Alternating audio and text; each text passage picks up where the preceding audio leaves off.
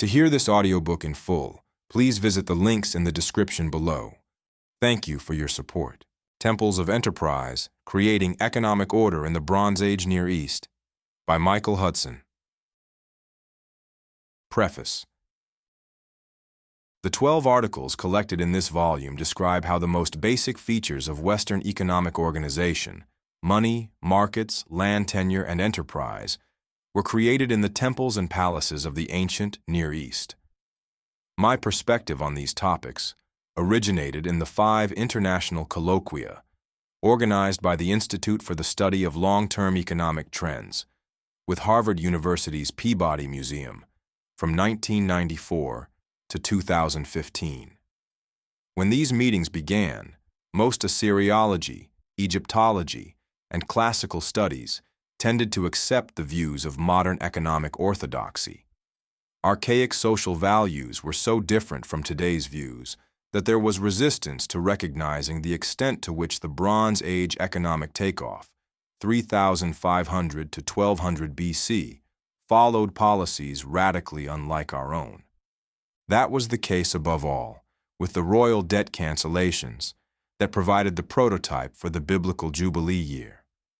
Most of the debts being annulled were owed as rents and fees to temple and palace collectors for the advance of land, seeds, animals, and beer from alehouses, literally pubs. These debts were canceled because they exceeded the agrarian population's ability to pay, and non-payment would have led to a loss of liberty and, in due course, loss of the self-support land that archaic societies allotted in proportion to the ability of its cultivators to provide corvée labor and serve in the military. Royal debt cancellations were my initial concern in planning these international colloquia. But the fact that most debt obligations were to be paid in grain or silver led to an analysis of money's origins. Its main role was to pay debts and other obligations, typically at harvest time, and also for account keeping to allocate resources within the temples and palatial economy. Official values were assigned to grain and some other key commodities precisely to standardize debt settlements in what actually was a credit economy. Money did not originate out of on-the-spot barter, as long had been believed to be the case. Interest-bearing debt similarly emerged in conjunction with payment of advances to traders or of overdue agrarian debts in Mesopotamia's mixed public-private economies. Fluctuations in supply and demand did not play a role in such debt settlements. The aim was to stabilize and standardize the palatial economy's fiscal relations with the economy at large. Like peeling away layers of an onion, understanding the institutional context in which archaic societies monetized debts and set interest rates required explaining the organization of land tenure and how the temples and palaces were corporately distinct institutions set apart from the community at large. There has been well-founded criticism among Assyriologists about characterizing these large institutions as public in view of their control by the royal family and given the role played by private merchants to whom textiles were consigned for foreign trade or who were advanced land or herds to administer. But when considering the public-private dichotomy in the context of the Bronze Age Near East, the key is that society's land, labor obligations, and the credit and debt system were treated as what today are called public utilities. They were to be managed in a way that preserved economic resilience, not privatized without concern for private self-interest, leading to practices that would damage and destabilize the economy. Land tenure was subject to so many social obligations that it originally was as much public as private. But the personal indebtedness of small holders was the great lever working to establish patron-client relationships and privatize land tenure. Debt-induced privatization led to widening inequality as debtors had to work off their debts with labor or lose their personal liberty and land rights. Royal clean slate overrides reversed this polarization repeatedly over the course of thousands of years. The economic practices that were created as part of the Near East's social and political system were adopted in a new, privatized context by Greece and Italy around the 10th century BC. A great discontinuity occurred as palatial economies were replaced by oligarchies, which gained power largely through the dynamics of interest-bearing debt no longer checked by royal clean slates. The new non-palatial context for credit and debt led to the major distinguishing economic feature of subsequent Western civilization. What came to be sanctified was the inviolability of debt, not its cancellation. That is, an exponentially increasing debt burden owed to a rentier oligarchy. In classical antiquity, creditor oligarchies obtained the land of smallholders and used their resulting wealth to control government and resist popular pressures to cancel debts and redistribute the land, such as had occurred in the Near East. Bronze Age societies could not have survived for long if they had held today's views about the security of contracts, headed by creditor claims, and the irreversibility of land transfers from debtors to the wealthy. Today's economic and ideological orthodoxy shies from recognizing what Aristotle stated so clearly over 2,000 years ago. Democracies evolve into oligarchies. Mesopotamia avoided that fate for thousands of years under its regime of divine kingship. My main debt for this book is to Karl Lamberg Karlofsky for inviting me to join the Peabody Museum as a research fellow in 1984 and helping organize the 2 decades of colloquia from 1994 to 2015 at New York University, Columbia University, the British Museum, and ISLET. My co-editors, Baruch Levine, Mark van der Meerup, Cornelia Wunsch, and Piotr Steinkeller, selected the participants in these colloquia and coordinated their contributions. 5 chapters of this book are from these colloquia, reconstructing the origins of land tenure and urbanization, money and interest-bearing debt, royal clean slate proclamations, and the organization of labor. The initial chapter on the origins of money and interest-bearing debt is reprinted from a recent encyclopedia on money and credit. Chapter 2 on coinage and the last chapter on money and land as public utilities are new. The remaining chapters on land tenure, urban origins, and the privatization of enterprise are from scholarly journals and anthologies. I have edited them to avoid repetition among the articles and have taken the opportunity to improve the language and organization. I have been greatly helped by my copy editor, Ashley Damon, and by my usual team of typesetters in Hong Kong, Kelvin Chung and Jin Pei-yun. The greatest help has come from my wife, Grace Hudson. Her support and protection of my time has enabled me to keep the focus needed to write the articles in this book. I could not have completed these studies without her loving support. This book is appropriately dedicated to her. Introduction. Every economy in history has required planning. The question is, by whom and in whose interest? How are personal economic interests, property rights and credit and fiscal obligations aligned with overall social balance, growth, and resilience? The Neolithic agricultural revolution's planting, harvesting, and specialization of labor required lines of authority, rules for interpersonal relations, and forward planning. Bronze Age religion, ideas of social order and authority, played a major role in organizing production and exchange. Near Eastern temples and palaces innovated land tenure and its associated labor obligations, weights, measures, and money to regularize the production and distribution of crops, handicrafts, and basic services. Mesopotamia, in particular, had a need to organize foreign trade to obtain metal, stone, and other raw materials lacking in the region's rich alluvial soil.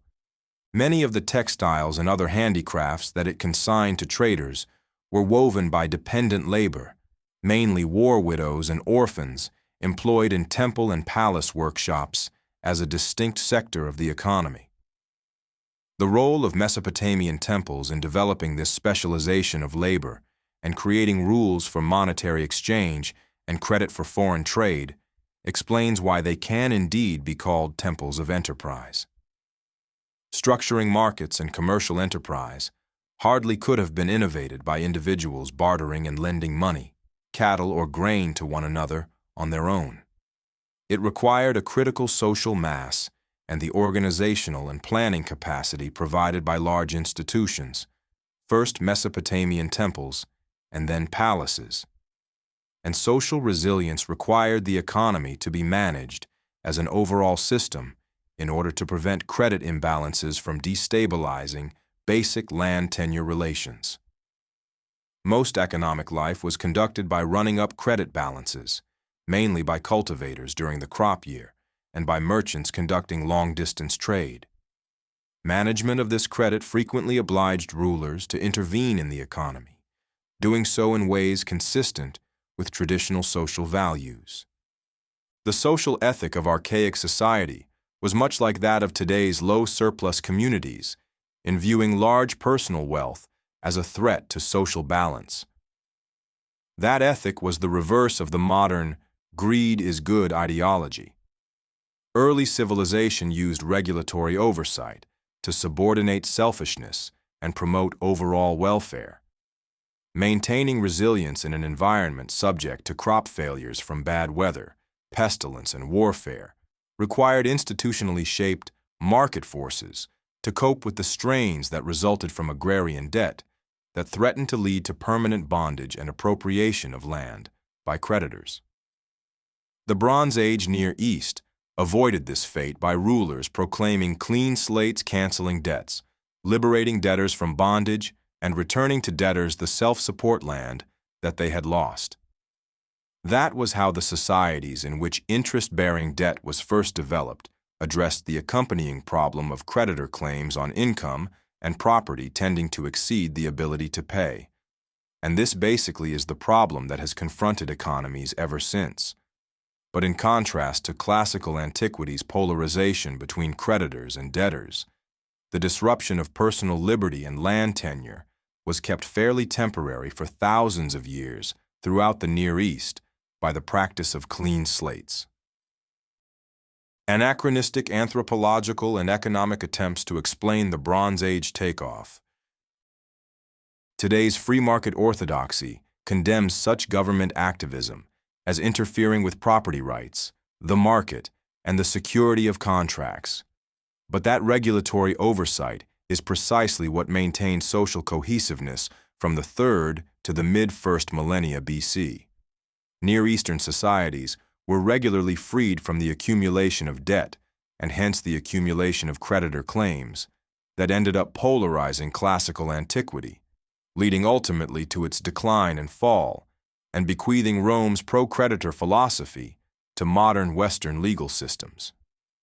If Mesopotamians had been more considerate of modern historians' attempts to understand the logic that underlay their economic practices, they might have left a treatise explaining what they were thinking when they organized their trade and credit relations in the way they did.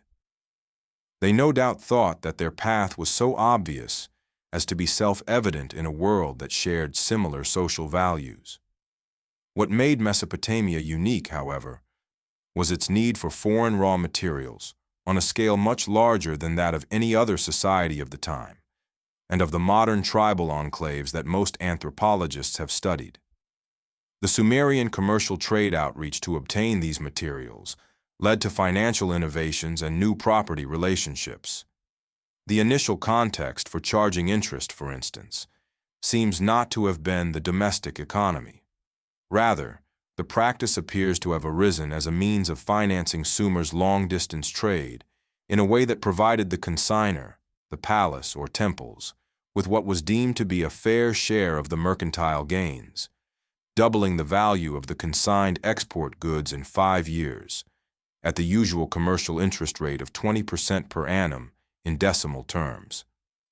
Until fairly recently, these Near Eastern economic origins were unknown to modern scholarship, much of which attempted, and often still attempts, to skip over the actual economic origins of modern civilization by taking surviving tribal enclaves or even early Greek and Roman practices as proxies for civilization in its infancy.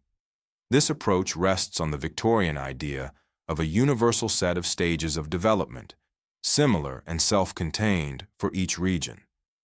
In The Gift, 1925, Marcel Mauss sought the source of interest charges in gift exchange, prestation, whose French root means loan, prête. He cited the potlatch ceremonies of the Kwakiutl on Canada's Pacific coast as an example of one-upmanship with some exchangers expected to reciprocate a present with an overplus. But there are no pristine societies in today's world with institutions resembling those of Sumer and Babylonia, with their standardized administered prices and rates of interest. Gifts represent floating obligations that do not bear interest or have a specified date on which they must be paid. They do not require a monetary system to precisely quantify exchanges. The reciprocities involved are not specified in advance as a definite proportion of the original gift. If an overplus is involved, it is informal and discretionary, an expression of self-image or perhaps a response to peer pressure, but not interest in the economic sense of the term. In contrast, failure to pay debts does not result simply in losing face. It permits the creditor to proceed with formal foreclosure proceedings, leading to debt bondage and forfeiture of land rights. And unlike gifts, record-keeping of interest-bearing debt is essential as a basis for pledging collateral in anticipation of legal foreclosure procedures for non-payment. Charging monetary interest represents a quantum leap beyond tribal practice. The historian Tacitus, Germania 26, noted that the tribally organized Germans, whose debts were mainly of the Vorgild type for legal restitution of damages, were not acquainted with loans at interest. This probably can be taken as applying to European tribal communities generally. Mesopotamia's main creditors were the temples and palaces, as well as traveling merchants such as the Assyrians in central Anatolia, circa 1900 BC. By the 8th century BC, Syrian and Phoenician traders in the Aegean and Italy were the main creditors in the Mediterranean. But classical Western antiquity does not offer prototypes helpful in explaining the origins of interest. What ancient Greece and Rome did have were formal debt collection procedures, the village pound, for Vorgild-type debts. These long predated commercial debts for profit-making commerce or rent-yielding agricultural advances, and their payment rules were part of common law.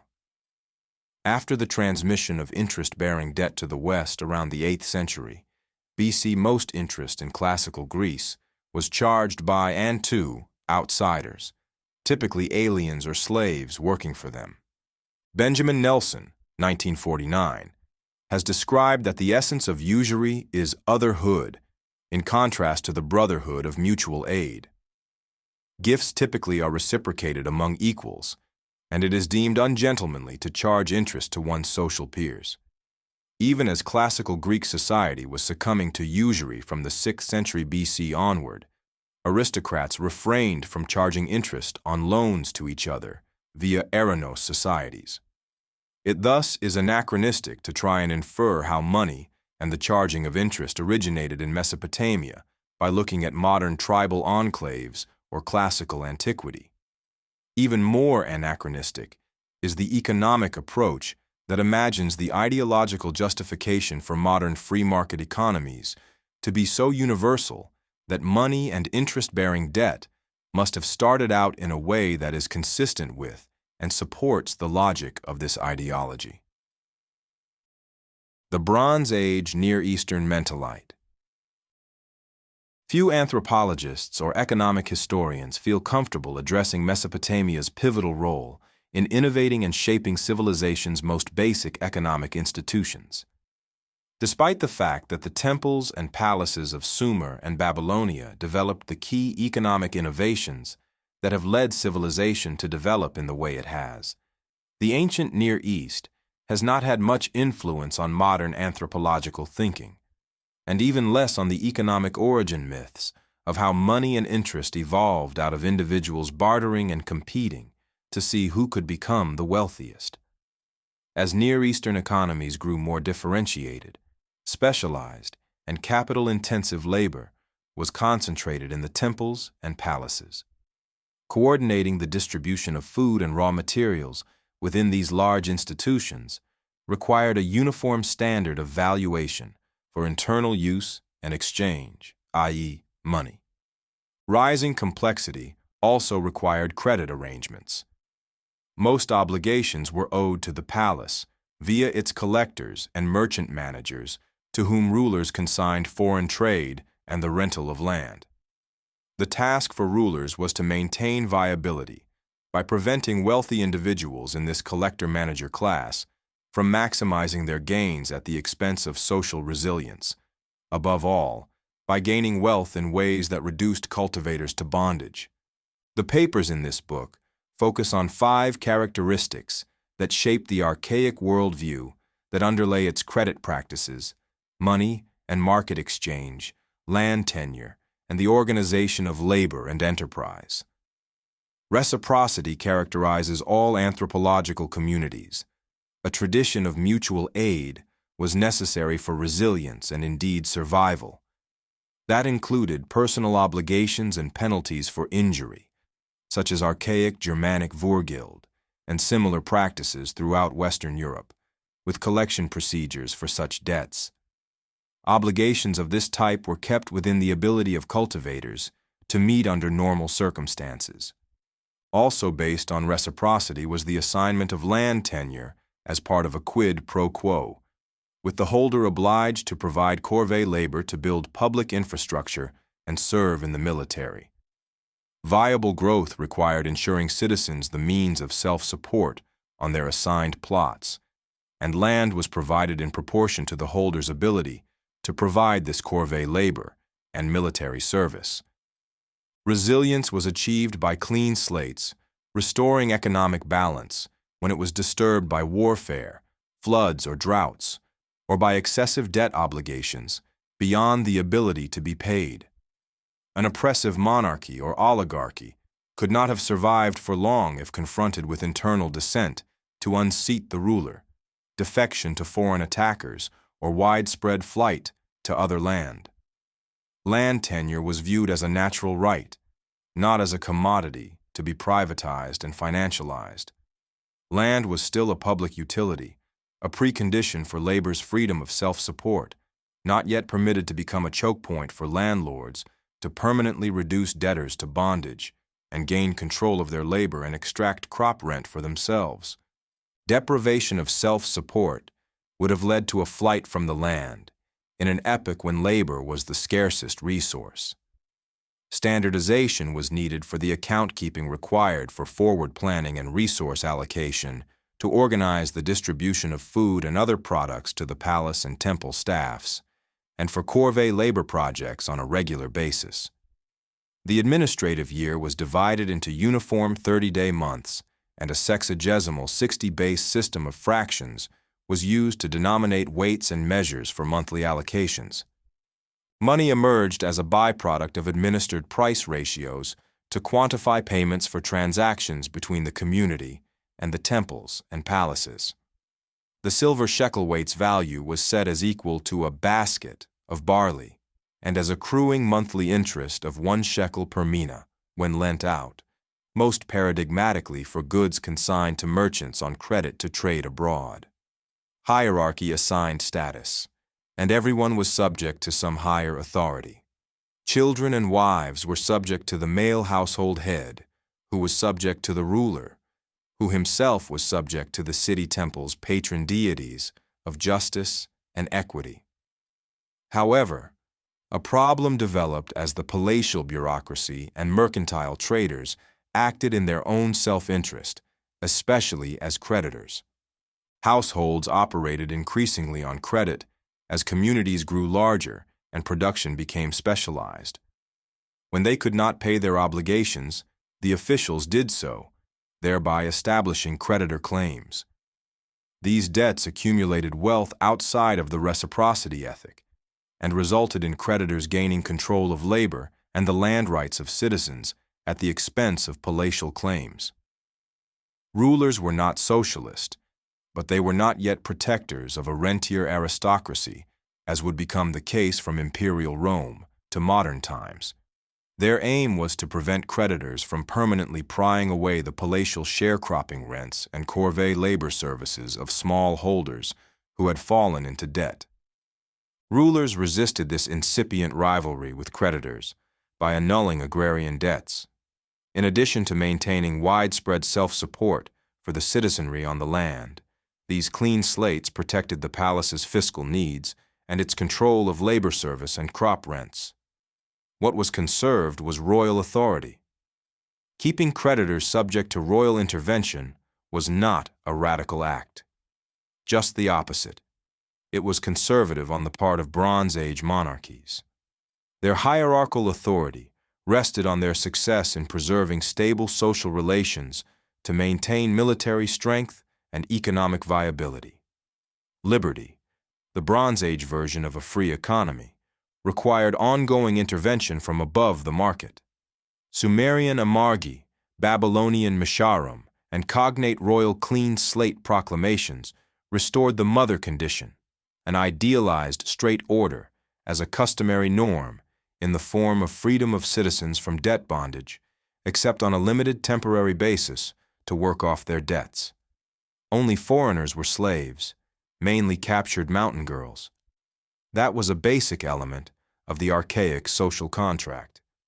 To regularly restore this condition, along with the palace's fiscal revenue, every ruler in Hammurabi's Babylonian dynasty annulled agrarian debts upon taking the throne, and when war, crop failure, outbreak of disease, or similar acts of God, Enlil, Babylon's storm god, called for such intervention, that also was the logic by which his laws, circa 1750 BC, canceled agrarian debts in such circumstances. By recognizing that an inability to pay debts on a widespread basis threatened to destroy liberty and destabilize social viability and enable a self-aggrandizing oligarchy to emerge, Bronze Age rulers had a more realistic view of the polarizing dynamics of debt than do modern economists. No archaic ruler anticipated British Prime Minister Margaret Thatcher's neoliberal claim that there is no such thing as society. There are individual men and women, and there are families. There was no thought of creating an economy without government playing any role on the ground that all governments do, are interfere, tax, regulate, and bureaucratize. Rather than praising monetary success and wealth, Bronze Age rulers and the philosophy of their communities acted to prevent personal wealth aggrandizement from leading to behavior-disturbing social balance. Rulers pledged to follow the precepts of their sun gods of justice and justice goddesses protecting the poor from abuses by the rich. The policies following from this mentality are what make the Bronze Age so relevant for the modern world. But that mentality and the economic reality it created causes cognitive dissonance on the part of economic historians who subscribe to individualistic anti-government fantasies about the origins of money, land ownership, and economic enterprise. A clean slate policy of rolling back contractual debt obligations and reversing land transfers from debtors seemed so radical as to be unthinkable for most 20th century observers. Many Assyriologists long doubted that these royal proclamations were more than utopian rhetoric. Today, however, the mainstream of Assyriologists and other historians of the ancient Near East and biblical lands acknowledge the reality of clean slates. Yet economists and scholars in other disciplines mostly resist this history, being unwilling to countenance it even as a possibility. To modern eyes, it seems natural to permit free markets for debt, yet that is what Bronze Age rulers resisted for millennia, and it is what ended up polarizing the economies of classical Greece and Rome, ultimately causing the latter's collapse. The problem for Rome was not so much barbarians at the gates, but the domestic creditor and land monopolizing oligarchy that weakened society economically from within. Our epoch's privatization of finance and rising overgrowth of debt is the opposite of the archaic policy of restoring an idealized debt-free distribution of land, supporting a free smallholder population. Instead of restoring order by wiping out the debt overhead at the point where it becomes economically oppressive, the modern myth of self-regulating markets has rationalized the polarization of wealth ownership that Western economies have suffered, increasingly so since the 2008 financial crash. It provides no logic for preventing such a result. Despite the widening financial imbalance throughout the Western world, our mainstream economic theory rationalizes and applauds the freedom of wealth to maximize its gains, even at the expense of social resilience. The Western world's spirit is claimed to be one of progress and ongoing economic transformation, including what Joseph Schumpeter characterized as creative destruction, by ambitious wealth seekers driving society forward. But the overgrowth of debt leading to financial austerity and economic polarization is seen as an anomaly, not as an inherent and in fact universal feature that flows from the dynamics of interest-bearing debt if left unchecked. It is that feature which Bronze Age societies felt compelled to avoid, and indeed they succeeded in subordinating financial gain-seeking to the objective of sustaining overall economic growth and resilience. According to today's ideological mainstream, civilization never could have taken off in the way that it did. The assumption is that royal overrides limiting financial gain-seeking would have blocked what today is welcomed as the mainspring of prosperity. But according to the Bronze Age worldview, any economy, including our modern economies, could not long survive along a path that concentrates income and wealth in the hands of a wealthy financial and property-owning class, while reducing the rest of the economy to debt servitude. Summary: money, interest-bearing debt, land tenure, and rent originated in the temples and palaces of Mesopotamia and Egypt in the 3rd millennium BC. Recognition of how these large institutions created the basic elements of market exchange and economic enterprise dispels the myth of individuals inventing money and markets simply by bartering and lending with each other, without government playing any positive role. Even more antithetical to mainstream financial mythology is the fact that the archaic structuring of credit was accompanied by royal restorations of order that freed realms from an overgrowth of debt. The success of these acts seems anomalous to economic historians who oppose public regulation, interference in free markets, and focus only on the helpful and productive role of credit.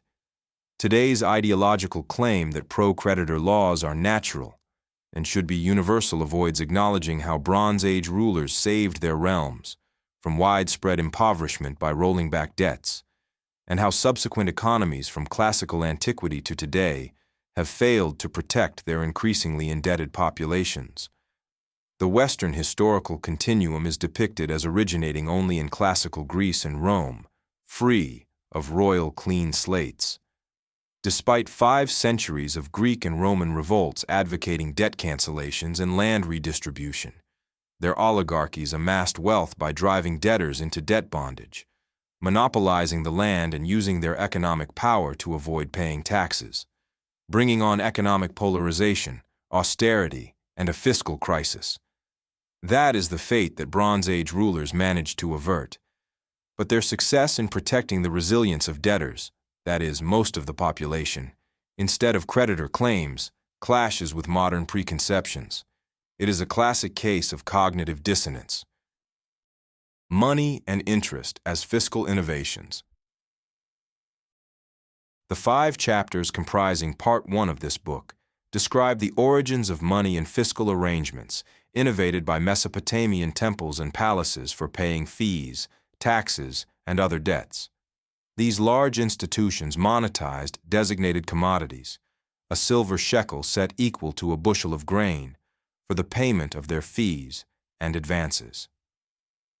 Chapter 1 describes how the Bronze Age temples and palaces of Mesopotamia, 3500 to 1200 BC, developed cost accounting to coordinate the flow of food and raw materials needed to provision labor for public building projects and handicraft workshops. That provisioning required designing weights and measures. Prices for food and raw materials, and fees, were assigned monetary values in silver or grain to keep accounts and denominate fiscal balances. Silver and grain so valued were used for payments to the temples and palaces. These were the first forms of money, whose origin is thus in institutional fiscal arrangements. Weighed pieces of silver were used for thousands of years in the Near East, usually in standardized weights often imprinted with the marks of the temples that produced the silver of specified purity, typically 7/8 pure. Chapter 2. Discussing the civic temple origins of ancient coinage, describes how civic authorities in Greece and Rome followed the Near Eastern practice of assigning to temples the role of minting monetary metals in standardized amounts and overseeing their quality, with coins being minted by temples starting early in the 6th century BC in Greece and Asia Minor. The innovation of coinage was not transformative, but 19th century historians believed that it catalyzed the debt struggles that erupted throughout the Mediterranean world around this time. What actually caused the social revolts and long string of political murders from the 5th through 1st centuries BC was the refusal of oligarchies to grant the citizenry's demands for land redistribution and debt cancellation, which Near Eastern rulers had been enacting for some 2,500 years. Today's controversies over whether money and debt relations should be publicly regulated or left free and unregulated echo the issues raised in antiquity's creditor-debtor struggles.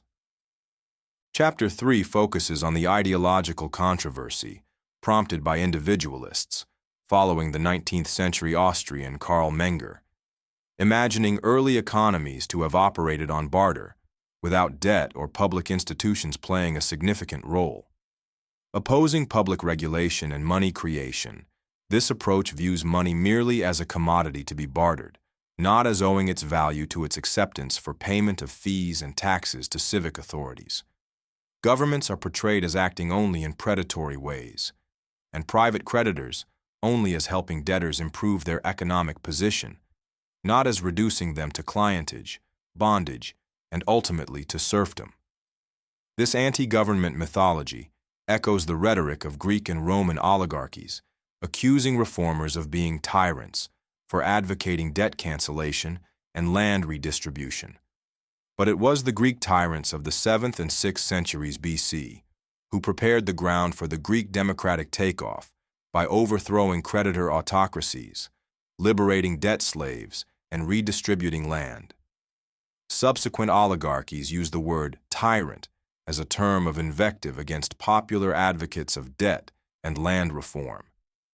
A feature of the Near Eastern credit and debt innovations was the practice of charging interest. Chapter 4 describes how interest rates throughout antiquity were set for ease of mathematical calculation, according to the local system of fractions, not by economic factors such as profit rates or productivity. Mesopotamia's silver interest rate of 1/60th per month was based on its sexagesimal measure of 60 shekels per mina. Interest rates in Greece and Rome likewise were guided by a concern for the ease of calculation based on the local system of fractions, 1/10 annually in classical Greece, which seems to have adopted the decimal system from Egypt, and 1/12, a troy ounce per pound, per year in Rome, whose duodecimal system evidently was based on the division of the year into 12 months. These interest rates were not based on productivity, profitability, or the ability to pay. Babylonian student exercises show that they recognized that herds, for instance, increased at a slower pace than did the growth of debt balances doubling in 5 years, to say nothing of agrarian rates, typically around 33 1/3%. Recognizing that debts at these rates frequently could not be paid, Bronze Age social values sanctified their cancellation, in contrast to today's economic ideology, endorsing the sanctity of debt. When the idea of charging interest diffused from the Near East to the West circa the 8th century BC, its introduction led to a self-expanding growth of interest-bearing debt that soon polarized Western economies between creditors and debtors. By reducing much of the population to bondage, Rome's creditor oligarchy dismantled society's ability to grow or even to defend itself by the time the empire fell in the 5th century AD. The most problematic debts were personal obligations owed by cultivators, living on the margin of subsistence. Chapter 5 discusses Mesopotamia's royal clean slate proclamations that prevented debts from overwhelming the economy's ability to pay. To have let the growing debt burden lead to personal bondage, or the transfer of land to creditors on more than a temporary basis, would have polarized and impoverished society. To prevent agrarian debts from causing economic strains and violating society's norms of equity, they were forgiven and liberty and self-support land rights were restored. But when the idea of charging interest was introduced to the West, it was not accompanied by this practice of clean slates. Although centuries of popular revolts from Greece to Rome advocated debt cancellation and land redistribution. Land tenure as a byproduct of the communal organization of labor.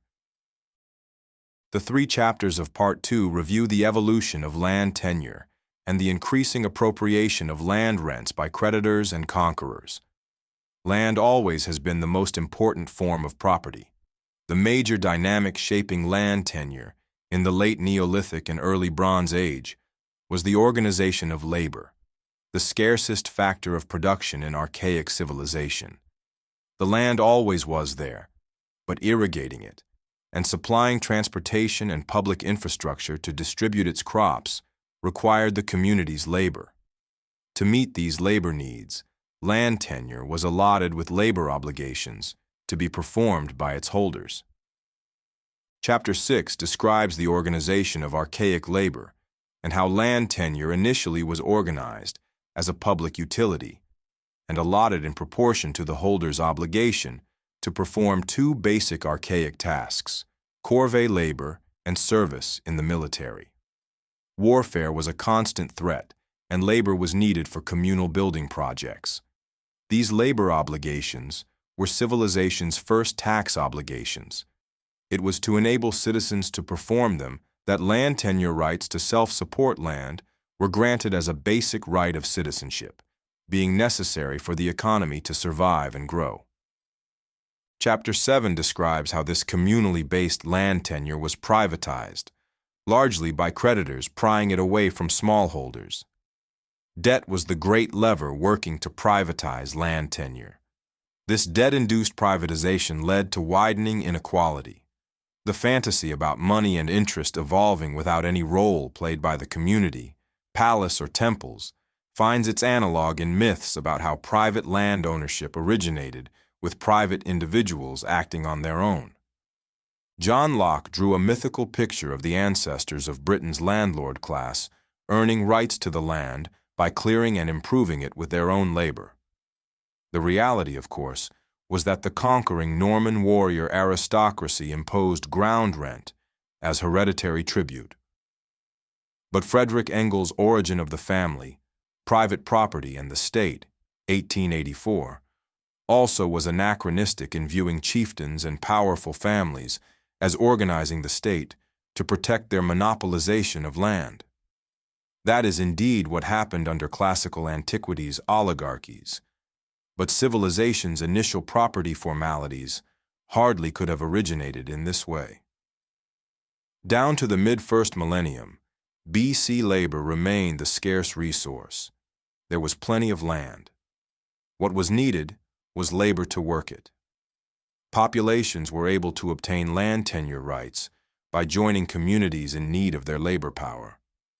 Without such rights, families would have settled elsewhere. Most archaic communities created land tenure rights by common law, implicitly based on mutual aid and communal seasonal labor. They could not afford the domineering behavior of private wealth accumulation, exploiting the labor of others by extracting land rent and interest. That would have led populations to flee or revolt. Engels' view of how powerful families monopolize the land is much like economic desert island models, explaining land rent as a result of the first settlers blocking off land for themselves. The basic imagery is that of Daniel Defoe's Robinson Crusoe, 1719. Assume a desert island, the favorite venue for much economic theorizing, and suppose that the first settler, or settlers, claimed ownership of all the land as their own personal property. One day a man, Friday, lands on the island, perhaps as a shipwrecked sailor. He needs access to land in order to survive. But Crusoe says, "The land is mine. I discovered it. You have to work for me, paying rent with your labor." Friday becomes his slave. That is basically what Engels had his archaic chieftains and leading families do. But one might just as well imagine Friday arriving on the island, or archaic families arriving in communities, and demanding that Crusoe pay him to participate in Crusoe's own work to create a crop yield. Or he could have fought Crusoe, or sided with new arrivals to obtain the land, or made a raft and sailed away in search of new land. In reality, of course, civilization could not have begun on a desert island. Economic organization requires a critical mass. Labor had a strong hand to play, including by removing selfish chieftains who monopolized the land, overthrown most notably by the Greek reformer tyrants, or defecting to attackers, or simply running away. Rome's foundation myth depicts its origins as a refuge for runaways, growing as its kings provided newcomers with plots of land in the hilly land by the Tiber. Chapter 8 outlines the stages of land tenure, taxation, and privatization. First came self-support land tenure, together with the tax, initially in the form of labor obligations attached to those land tenure rights, enabling families to support themselves and perform the labor services attached to these rights. But by the end of antiquity, the largest landowners became an aristocracy able to evade taxation. That collapsed the fiscal budget, and with it, Rome's monetary standard. It was at that end point that silver ceased to be money, and became merely a commodity to be bartered. Urbanization, temples, and commercial enterprise. Part 3 describes the origins of urbanization in Mesopotamia, and how ritual centers developed as gathering places or trading venues before cities emerged in the modern sense of the term. Chapter 9 reviews Alexander Marshak's description of how such centers emerged already in the Ice Age as meeting places, much like classical amphictyonic centers for tribal divisions to come together at seasonal intervals. Calendrical cosmology was the essential key to the earliest gathering places. Widely dispersed hunter-gatherers developed lunisolar calendars to calculate just when to congregate in their ceremonial centers for gift exchange, marriages, and other interaction. Chapter 10 discusses the sanctification of such sites as public spaces set apart from tribal territory. An urban cosmology developed, centered on a temple with typically 4 gates reflecting the seasons, and often ceremonial constructions to celebrate the new year, equinoxes or solstices. These public centers became year-round cities, whose population was private as well as sacred, with developing public administrative functions. Archaic cities were centered around their temples, and those of Sumer, with their workshops producing handicrafts for export, were the first centers of enterprise. Greek and Italian temples were not the entrepreneurial centers that their Sumerian predecessors had been. But in addition to minting the coinage of their cities and overseeing weights and measures, they promoted an ethic warning against hubris and wealth addiction, silver love.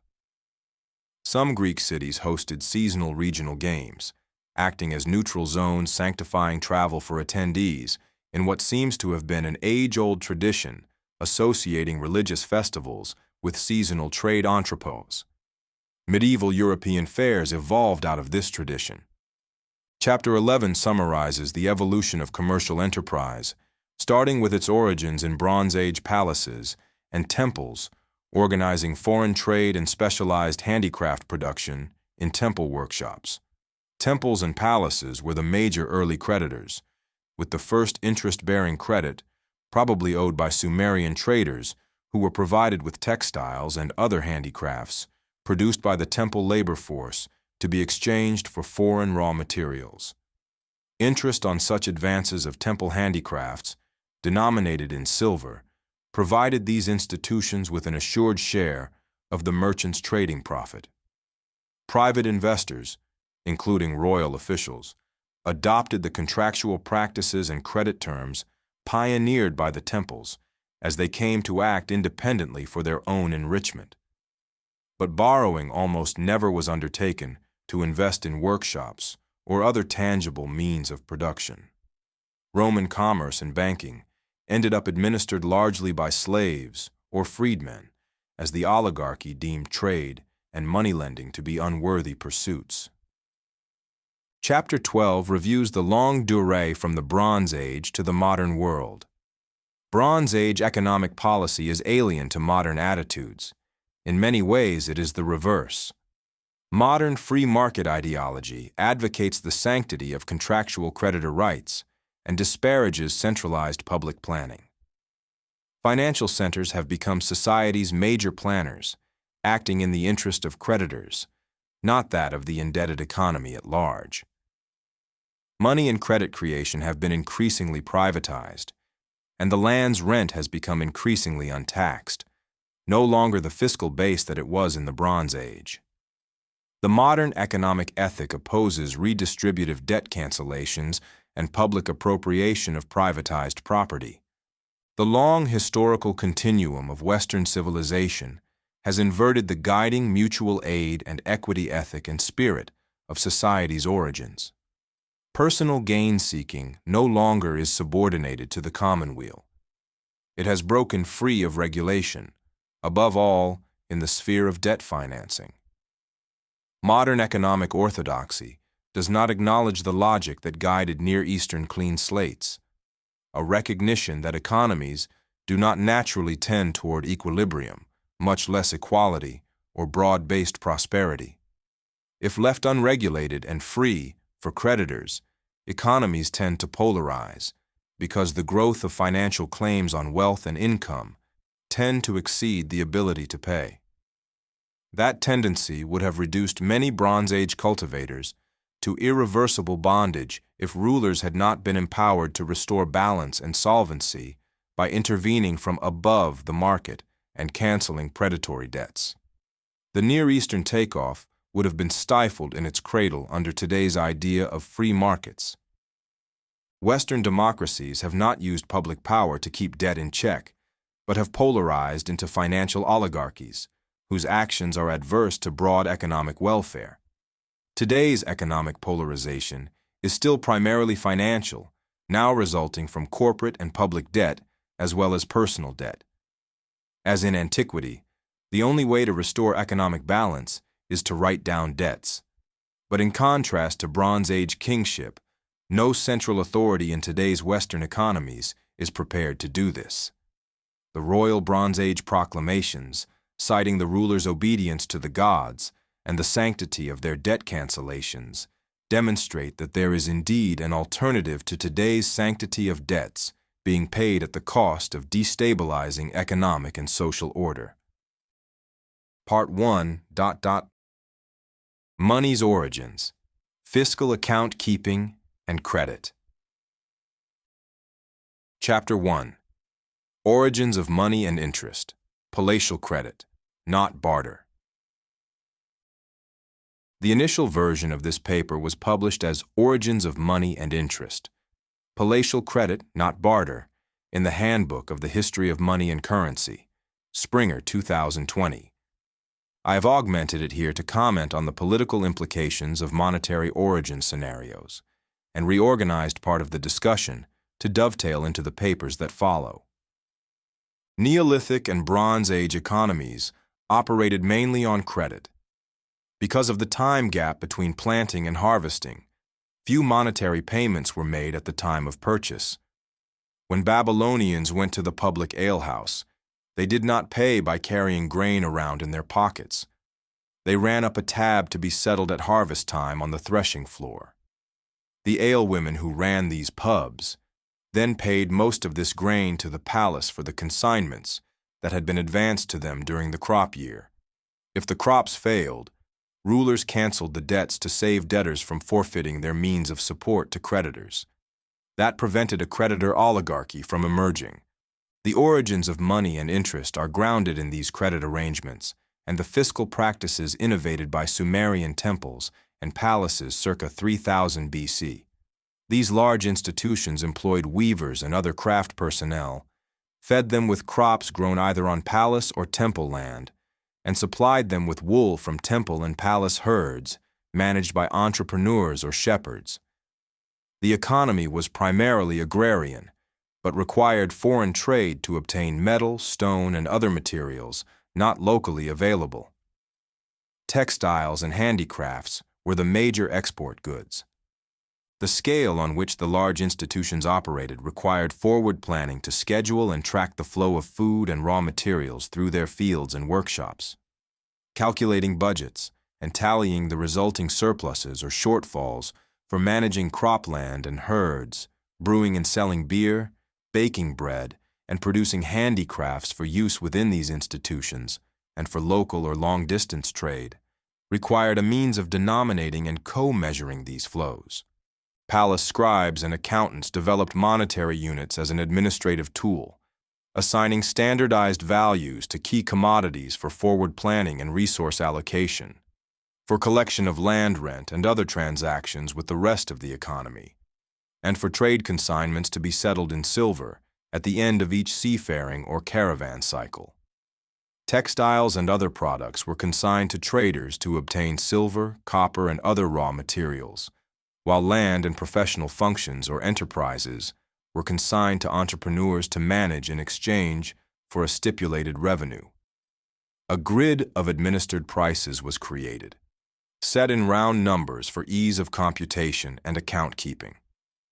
Renger, 1979 and 1984, Bonganar, 2000, and Garfinkel, 2004 and 2012, describe this administrative system, and the papers in Hudson and Wunsch, 2004, survey account keeping and monetization of the Mesopotamian and Egyptian economies from the inception of written accounts in the late 4th millennium BC to the Neo-Babylonian period, 7th-6th centuries BC. Grain was designated as a unit of account to calculate values and co-measure labor time and land yields for resource allocation, and also the means of payment for taxes and fees in the agricultural and handicraft sphere. Silver served as the money of account and also the means of payment for mercantile enterprise and the financing of trade ventures. Throughout antiquity, the temples were in charge of refining silver and regulating weights, measures, and purity standards in general. To value disparate commodities and facilitate these functions for grain and silver, a bimonetary system was created by setting the shekel weight of silver, 8 grams, as equal to a gur quart of grain. Acceptability of grain and silver for settling fees, taxes, rents, and other official debt balances catalyzed their use as money throughout the economy. No such commensurability is found in primitive money. Philip Grierson, 1977, endorsed by Goodhart, 1998, seeks the origins of what has come to be called state money in Vergilde payments for personal injury.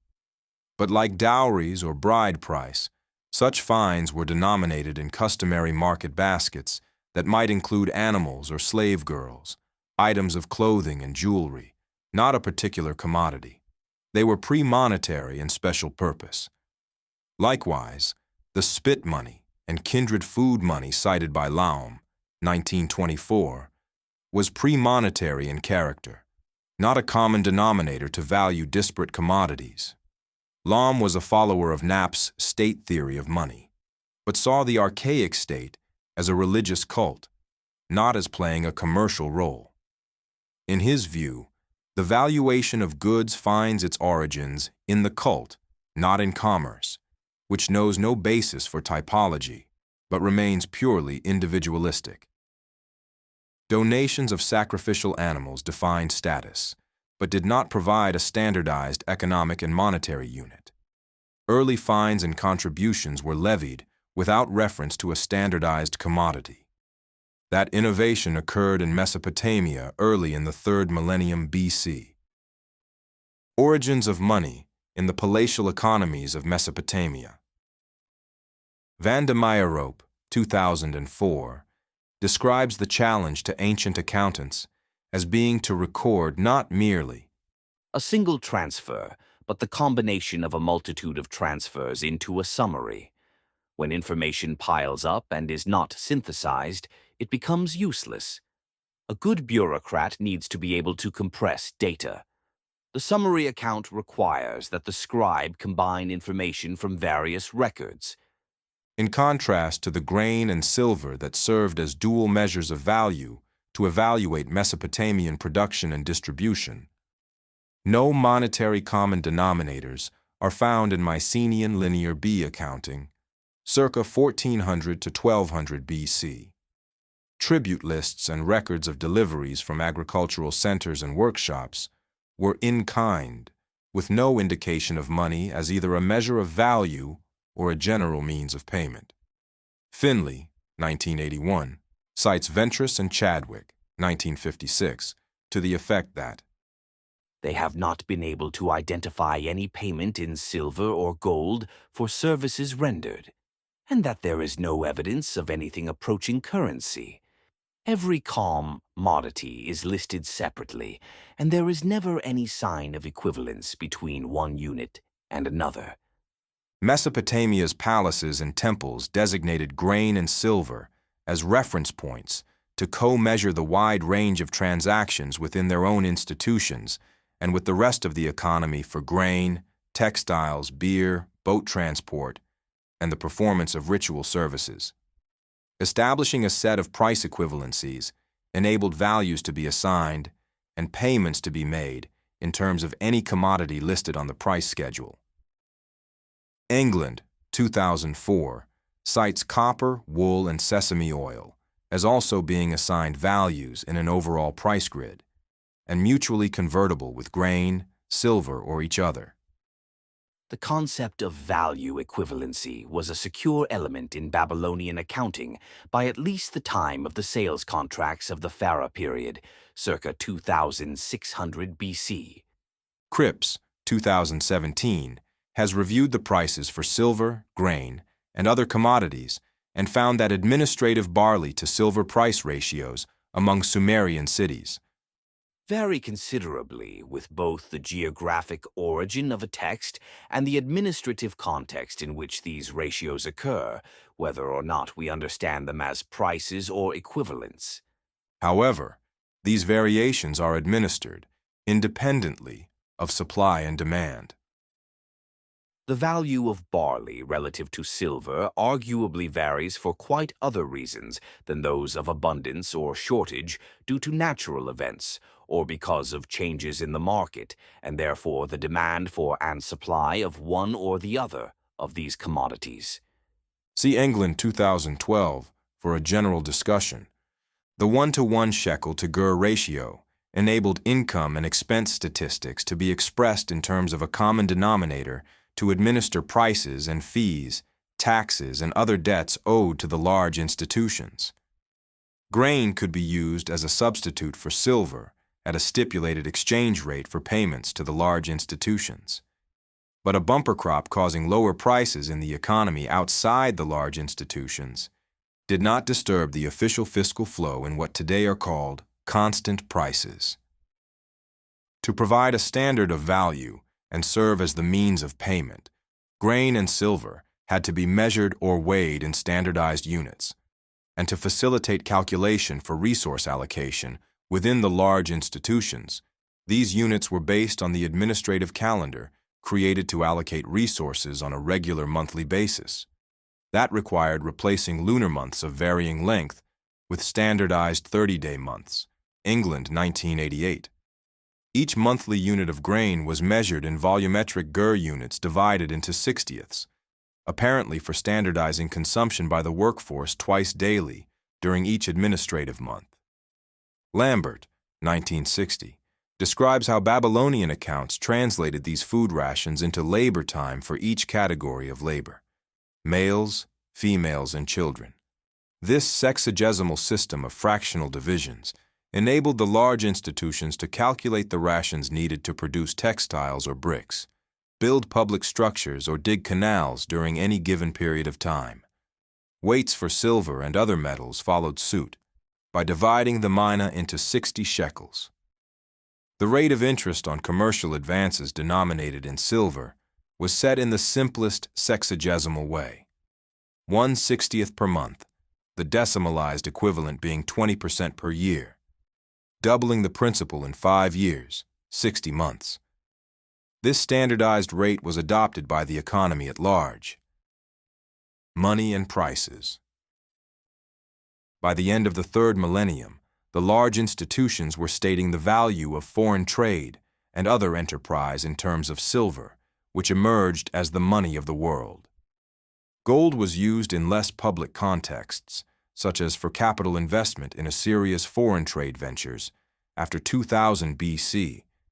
Its price vis-a-vis silver varied from city to city and from period to period. But attempts to link price changes to variations in the money supply at that time would be anachronistic. Money simply took the form of commodities that were acceptable to temples and palaces for payment. These large institutions gave monetary value to wheat, wool, and other key products by accepting them at guaranteed prices as payment for taxes and fees.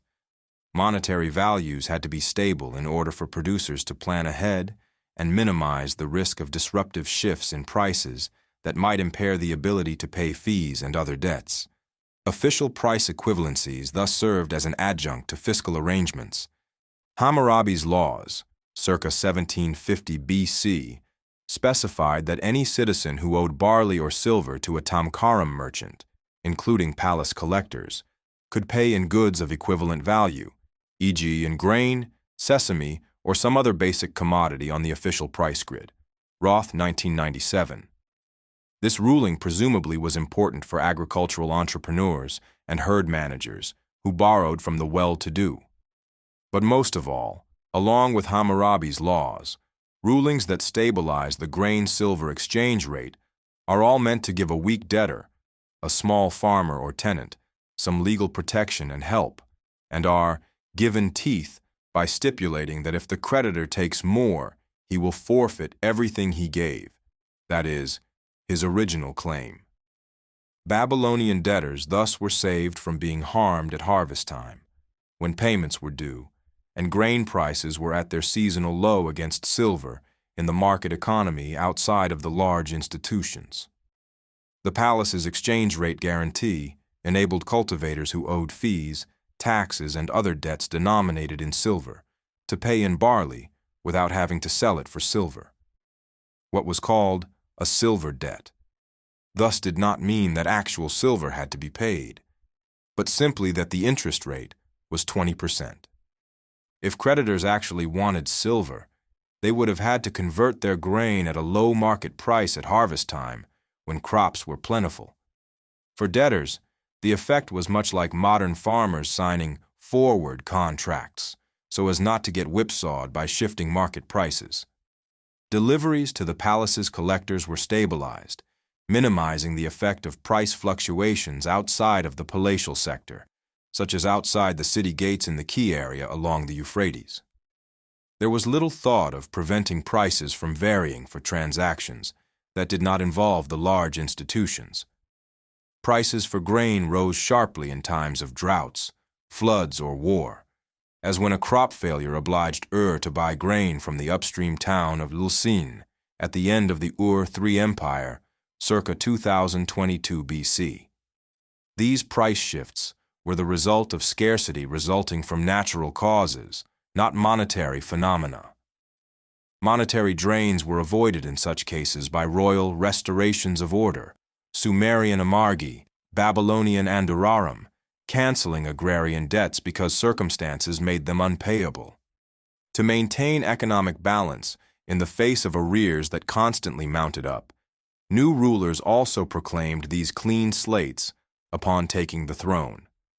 No payments were required from personal debtors whose obligations were canceled, although commercial debts were left in place.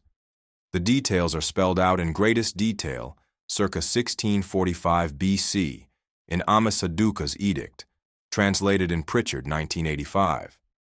Despite variation in market prices for transactions outside of the large institutions, Babylonia's bi-monetary standard had no Gresham's law of cheap or bad money driving out good money.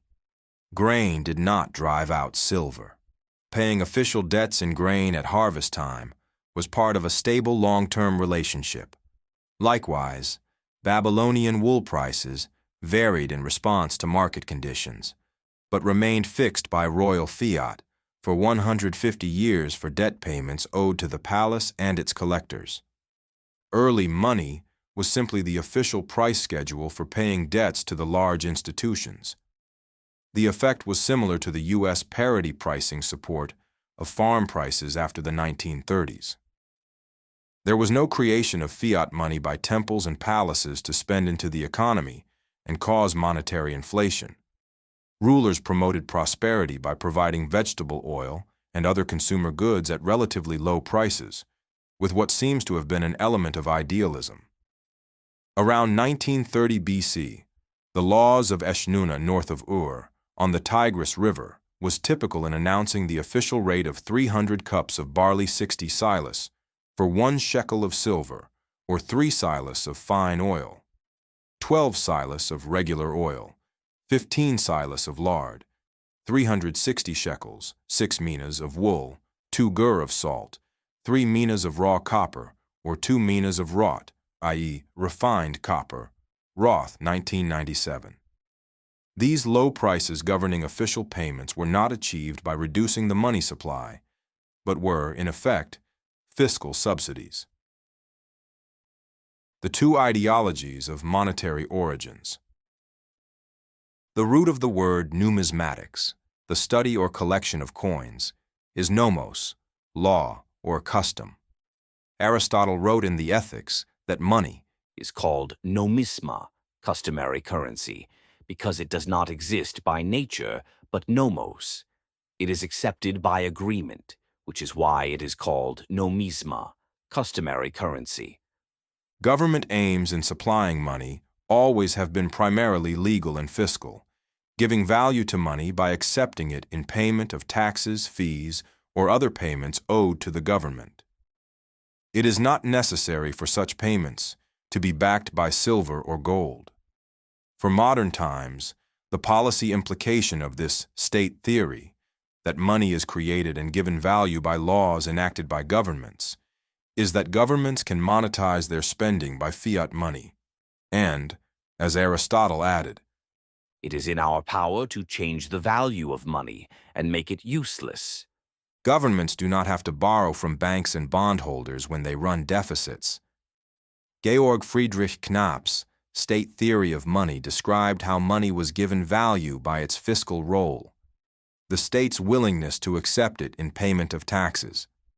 Innes, 1913 and 1914, added an important dimension by describing the origins of money in paying debts. That linked money to the credit process, not to commodity exchange as such. Ray, 2004, reviews the historiography of early money and reprints Innes's articles. Karl Polanyi, 1944 and 1957, led a school emphasizing that redistributive economies with administered price equivalencies took precedence over market exchange setting prices by supply and demand. Hudson, 2020.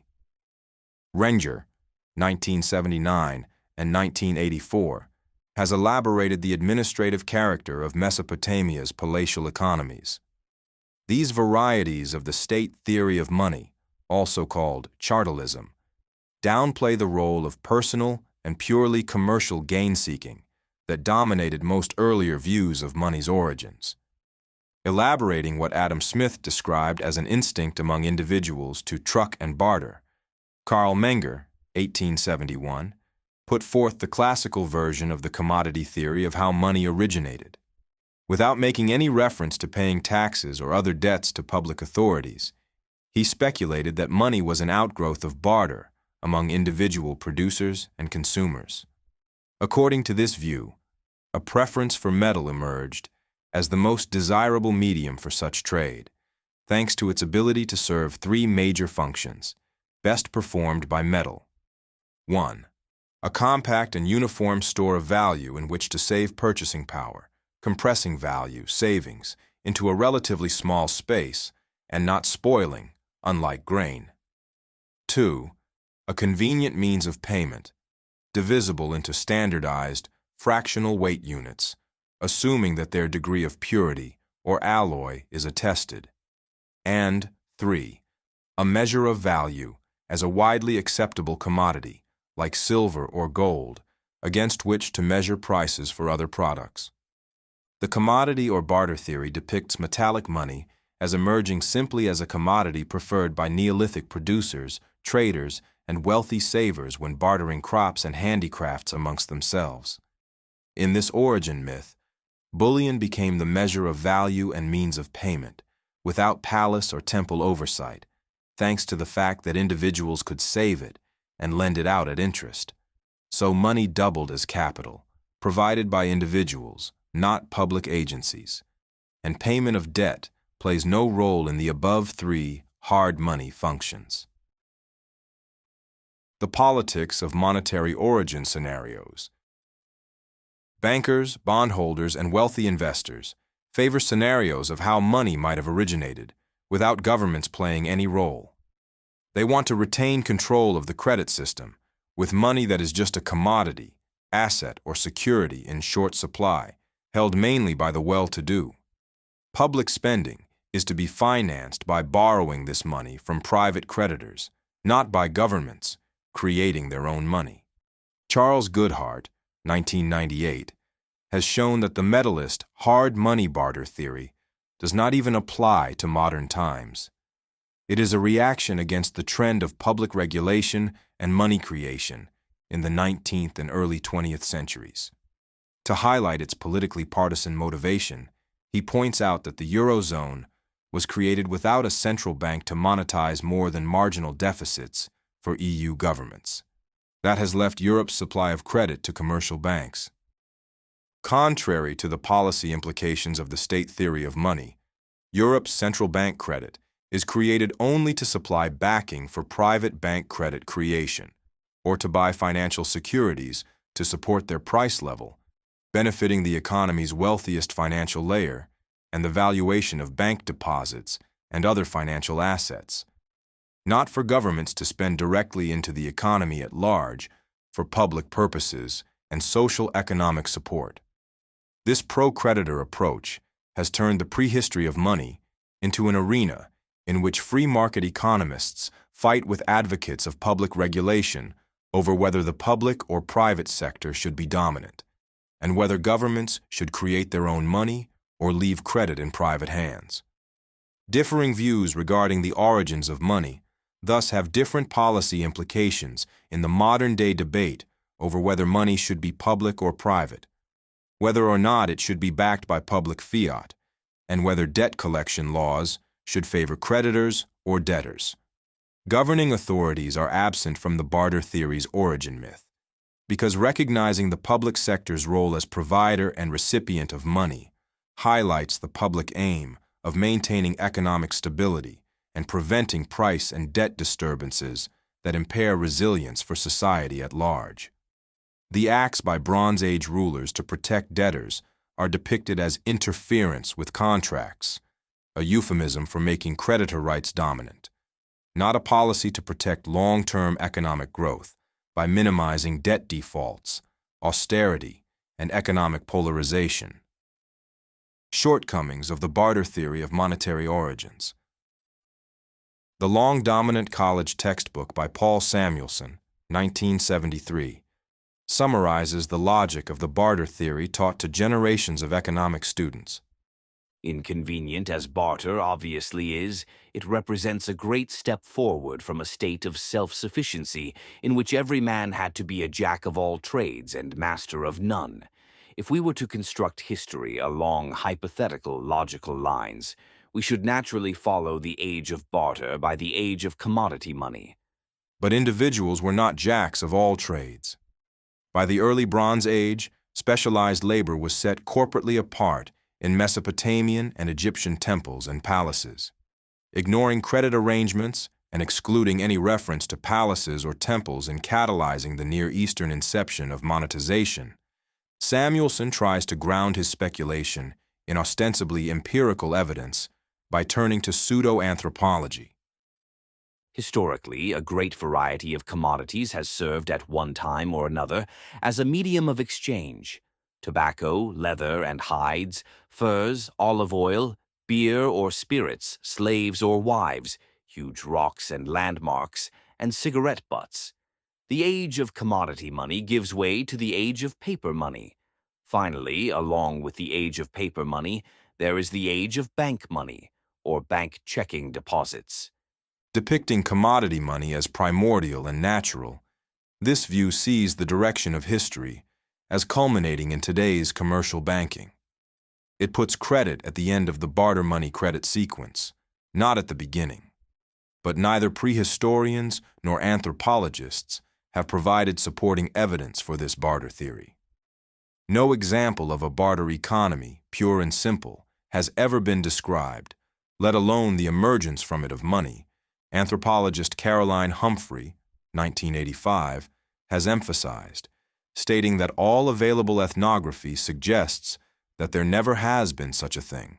Cited in Graeber, 2014, for further critiques see Ray, 2004, and Ingham, 2004.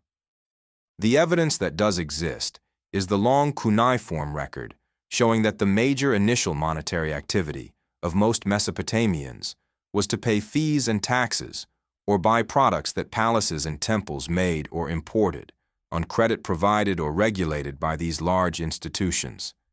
As far as convenience is concerned, the simplest and least costly way to conduct exchange is to avoid direct payment in metal. Having to weigh money for retail or even larger exchanges would have maximized transaction costs. Yet when anti-government ideologues argue that commodity money and bank credit minimize these costs, Ober 2008, echoing the ideas of North 1992. They compare coinage only to barter, not to credit, e.g., settling debts on the threshing floor at harvest time. The barter theory excludes the thought that palatial extending of credit and regulation of prices and debt payments serve to minimize the use of money payments during the crop year and hence transaction costs, with fiscal stability maintained by administering the price schedule for payments to the palatial sector. The barter theory's lack of evidence did not trouble Menger, because his logic was purely speculative. Even if money did not originate from barter, could it have? Today's prehistorians and anthropologists would answer, no, it couldn't have happened that way. Money always has been embedded in a public context, especially in its form as metal refined, certified, and supplied by public authority. It hardly could have evolved without public catalysts and ongoing oversight to make it acceptable.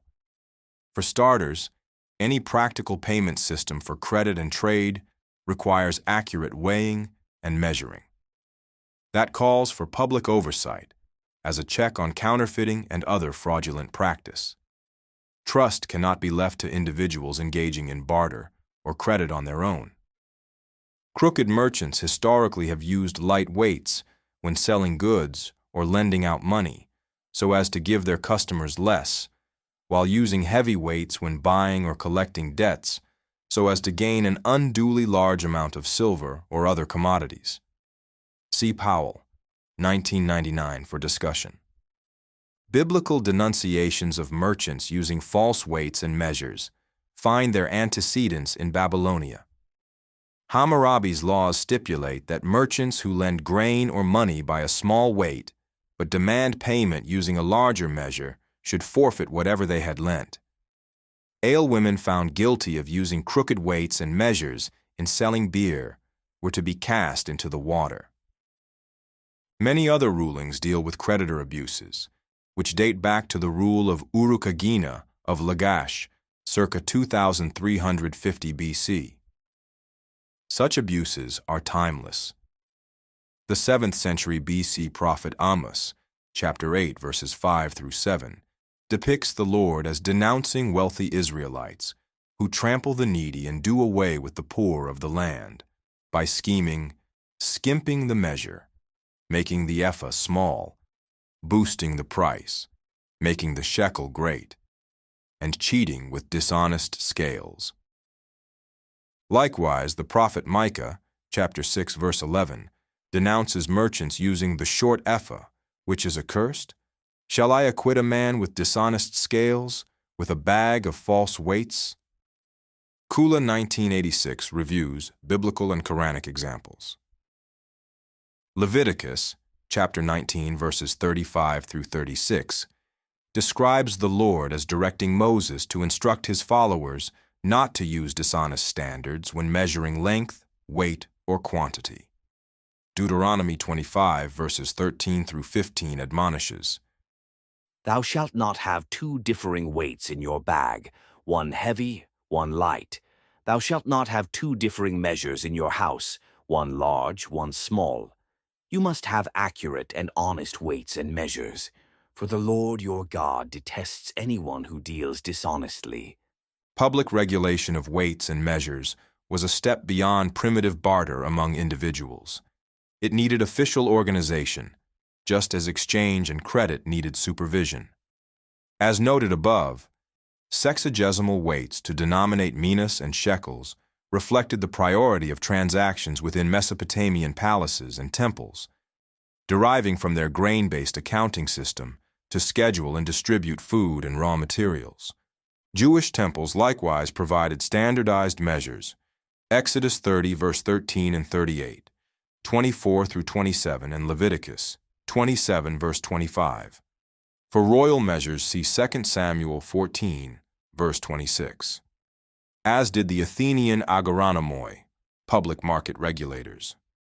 Throughout antiquity, markets were located in the open spaces in front of city gates or temples, providing easy access to official weights and measures to prevent fraud. In addition to public oversight of weighing and measuring, quality standards were required for alloys of silver and gold.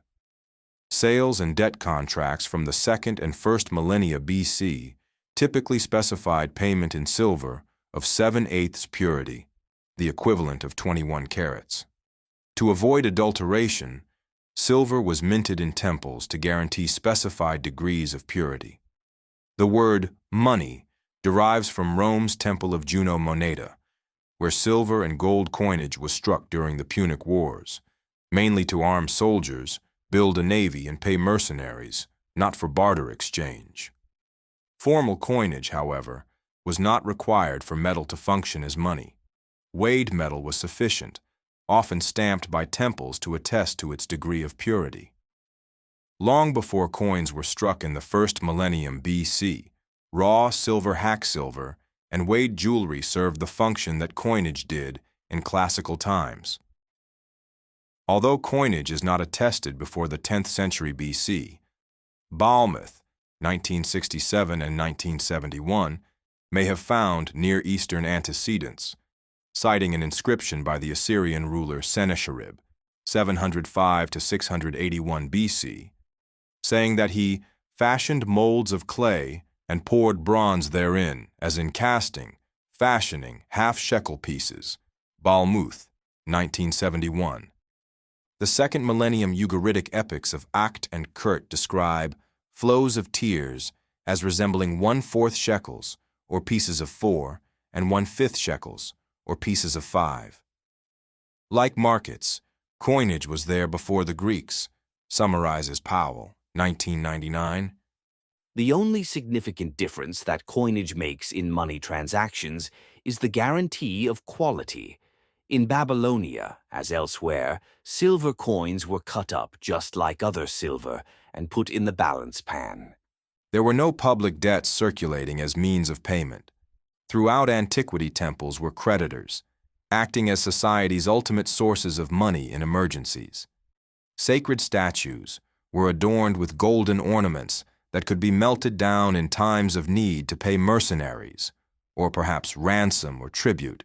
See Oppenheim, 1949, much as were the winged victory statues of Athens during the Peloponnesian War.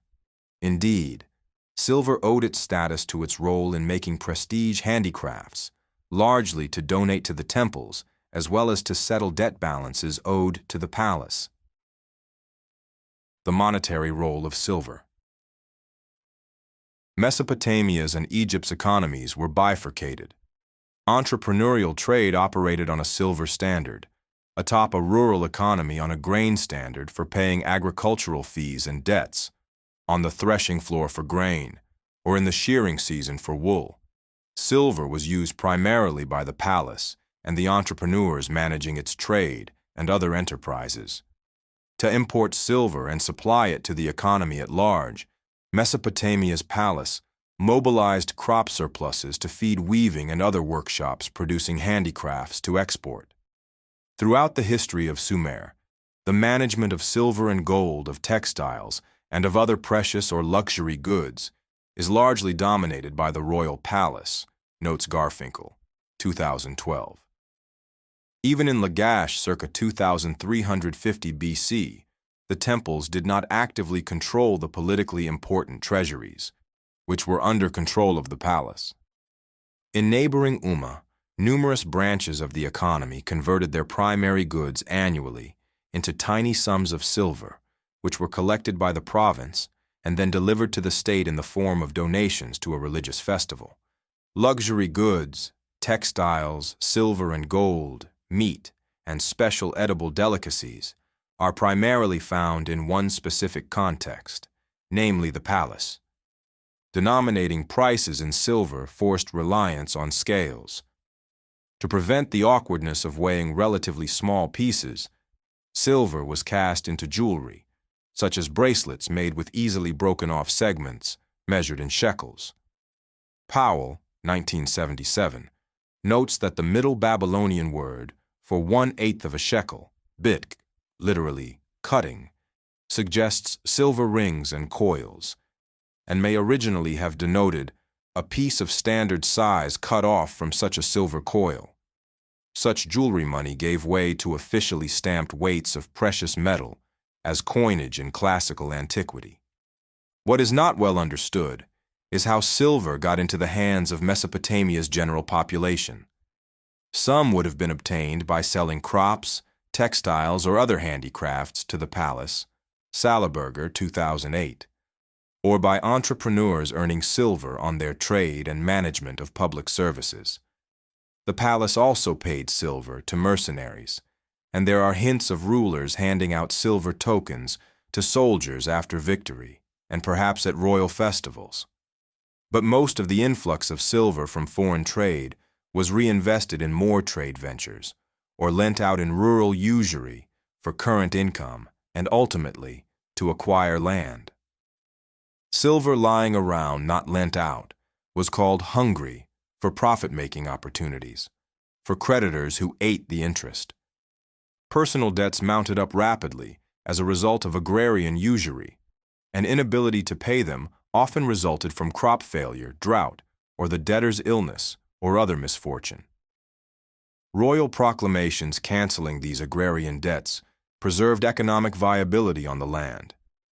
Public oversight of money went hand in hand with management of debt, including the setting of interest rates and customary proclamation of royal amnesties for personal agrarian debts. Early Near Eastern rulers recognized that most of their population were in debt and hence needed to be protected from forfeiting their income and means of self-support to creditors. The aim was to maintain overall social balance, above all by saving the economy at large from being impoverished by keeping the magnitude of debt within the ability to be paid. In contrast to the Near Eastern reality, the barter theory of money's origins treats money as a commodity, not as a public utility. It sees the original role of money as being to serve the interest of individual savers who preferred hard bullion to preserve the value of their savings and of debts owed to them under hard debt collection rules. The theory has no regard for the economic disruption caused by the widespread inability of debtors to pay. Archaic money and interest-bearing debt. The ancient words for interest mas, goat in Sumerian and Akkadian, and tokos and jamus, calf in Greek and Latin, are used in the metaphoric sense of that which is born or produced. What was born was not goats or calves, but interest on the new moon each month. Hudson 2000 discusses the semantics, elaborated in Hudson 2018 and Chapter 4 below. Interest always has been an inherently monetary phenomenon and officially regulated. The practice first seems to have emerged as the means of financing Sumer's long-distance trade, and then of advancing land to its cultivators or managers. The most plausible explanation is that it was not created with a view to polarize economies between increasingly wealthy creditors and an increasingly impoverished debtor population, but to serve a more desirable social function. The standardized commercial silver interest rate suggests that palaces, temples, and in time, private suppliers consigned products for merchants to export, with the profits being shared by the entrepreneurial merchant debtor, paying the consignor double the original advance in 5 years. The standard Mesopotamian interest rate for commercial loans, denominated in silver, dovetailed into palatial accounting practice at the unit fraction, 1 shekel per mina per month, 12 shekels a year, the equivalent of 20% annual interest in decimalized terms, doubling the principal in 5 years. Rates were set simply for reasons of mathematical simplicity in Mesopotamia's sexagesimal system of fractional weights and measures. This practice of setting interest rates in terms of the local unit fraction for ease of calculation was emulated throughout antiquity, e.g., a troy ounce per pound in Rome. These rates remained traditional for centuries, not being related to productivity, profit levels, or risk. Ignoring the first 3,000 years of interest rates, adherents of a purely individualistic, free market idea of interest have put forth a pre-monetary productivity origin myth that steers entirely clear of any need for a public interface. According to this anti-state speculation, interest originally was paid by individual debtors in kind, in crops or cattle that were produced from seeds or animals lent by creditors. Bohm Bawerk's Capital and Interest, 1884, surveyed and refuted what he called naive productivity theories of interest. This scenario depicts the origins of interest-bearing debt as being productive and hence economically justified, and occurring without monetary silver or other official money playing a role.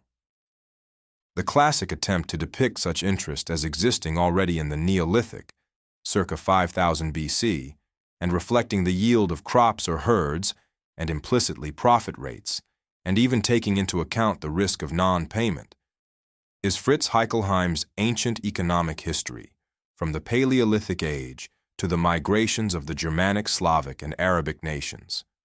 Dates, olives, figs, nuts, or seeds of grain were probably lent out to serfs, poorer farmers, and dependents to be sown and planted, and naturally an increased portion of the harvest had to be returned in kind.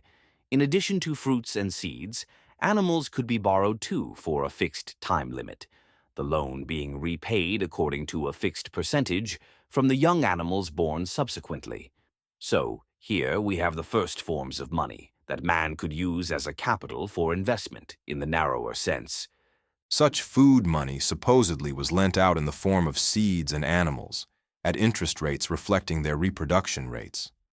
This scenario depicts money as originating not as the means of denominating and paying taxes, fees, or other debts to palaces or temples, but as private personal capital in the form of seeds and animals, capable of producing an economic yield to be paid in kind as interest at a rate reflecting physical productivity.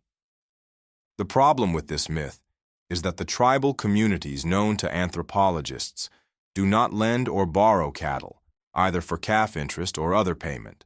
Sundstrom, 1974, and Hobel, 1968.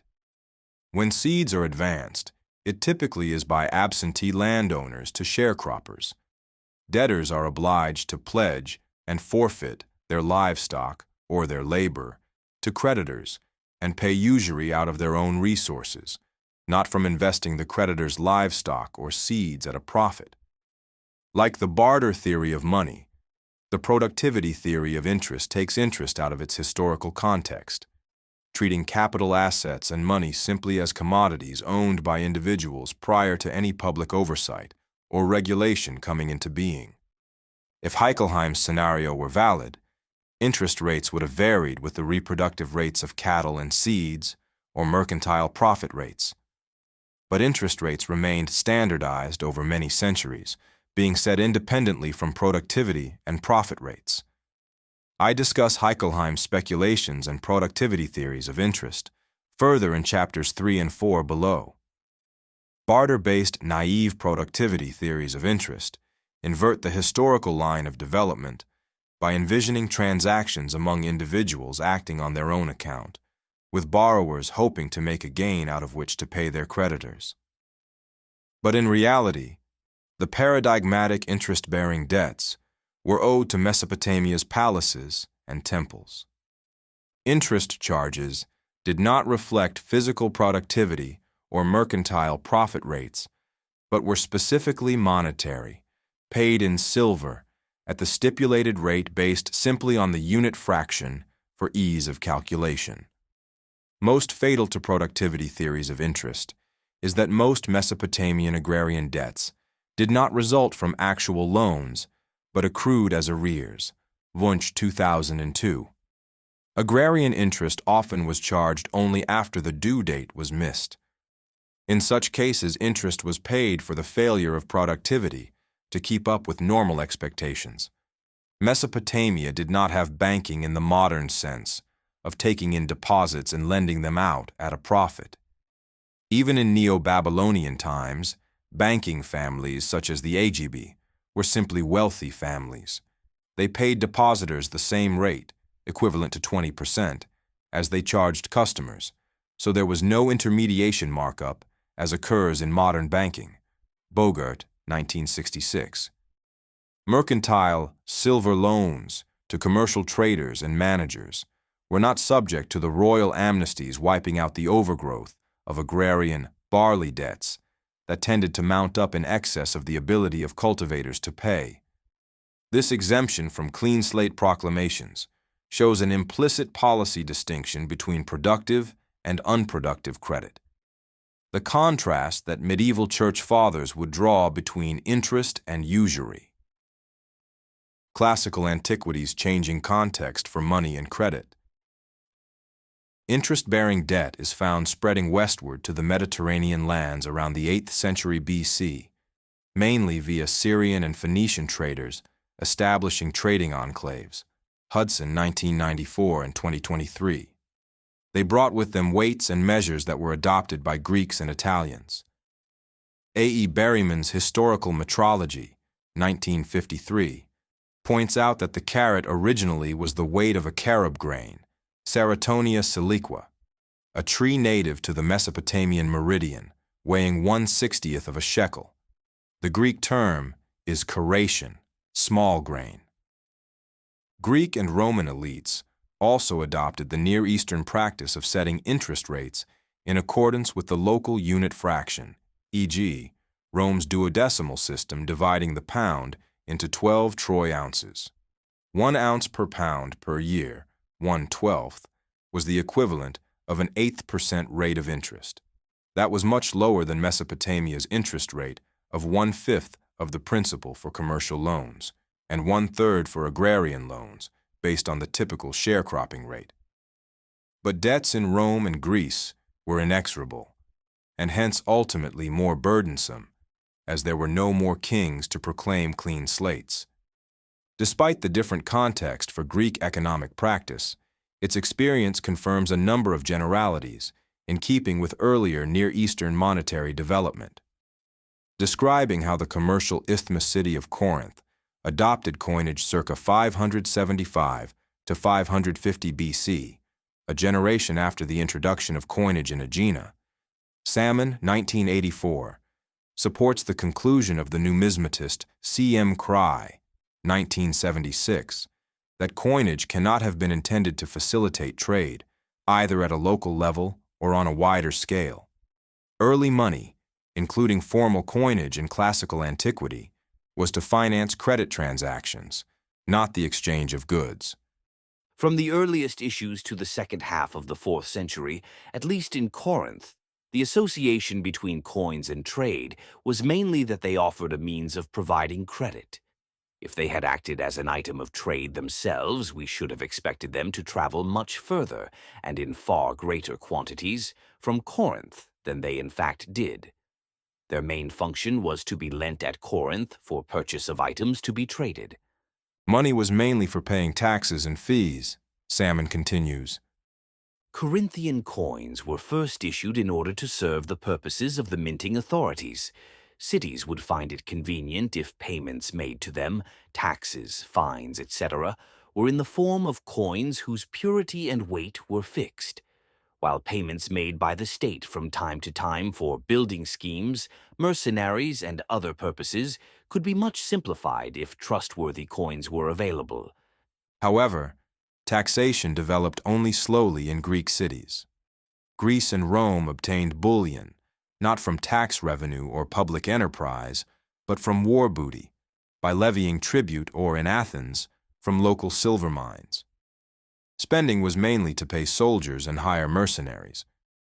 In the Ionian cities of Asia Minor, money's primary role was to pay allowances to the sailors manning the huge fleet being prepared by the rebels. Figuera, 1981. Hectadius of Miletus did not propose a large capital levy or other forms of taxation to build up the allied fleet, but a confiscation of the treasures at Branchidae. This may suggest that taxation was primitive in early 5th century Ionia. Military conquest remained the major source of monetary metal, from Alexander the Great's looting of temples and palaces down through the end of antiquity in Rome. Armies brought minters along to melt down the booty and distribute it to their commanders and troops, with a tithe to the city temple. When there were no more realms for imperial Rome to conquer and extract tribute, the inability to tax the oligarchic economy led to debasement of the coinage. Treating money simply as a commodity led, along with the unchecked dynamics of interest-bearing debt, to the concentration of wealth that impoverished the imperial Roman economy, ultimately forcing resort to barter. The main difference between Greek and Roman economies and those of the ancient Near East was the absence of debt relief, resulting in a long series of political crises extending from the 8th century BC tyrants, populist reformers, in classical Sparta and Corinth down to Rome in the 1st century BC. See Hudson, 2023. Mid-19th century historians attributed these debt crises to the introduction of coinage around the 7th and 6th centuries BC, when Greek city-states issued coins imprinted with their city images, such as the owls of Athens. But money changers still weighed coins from the various cities, in keeping with the practice for weighed bullion that predated coinage by about 2,000 years. The economic impact of coinage thus did not differ much from that of hack silver. So it was not money, coinage, or even interest-bearing debt by themselves that caused the polarization under classical antiquity's creditor oligarchies. The problem was the way in which society handled the proliferation of interest-bearing debt. As credit was increasingly privatized, debt became a dynamic powerful enough to dissolve the checks and balances that had arisen in the social context in which money first developed. Mesopotamia had usury and debt bondage. but its rulers managed to avoid the irreversible disenfranchisement of smallholders and ultimate serfdom that plagued the Mediterranean lands. The Near Eastern aim was to preserve a land-tenured citizenry, supplying the palace with corvée labor and military service. Despite the palace's role as the major creditor, it protected debtors by debt amnesties that undid the polarizing effect of agrarian usury. Most debts in early Mesopotamia were owed to the palace, so rulers basically were canceling debts owed to themselves and their collectors when they proclaimed clean slates. These acts saved their economies from widespread debt bondage that would have diverted labor to work for creditors at the expense of the palace. But in the Mediterranean lands of classical antiquity, debts came to be owed mainly to Greek and Roman oligarchies, and no longer were canceled, except in military or social emergencies to maintain the demos army's loyalty.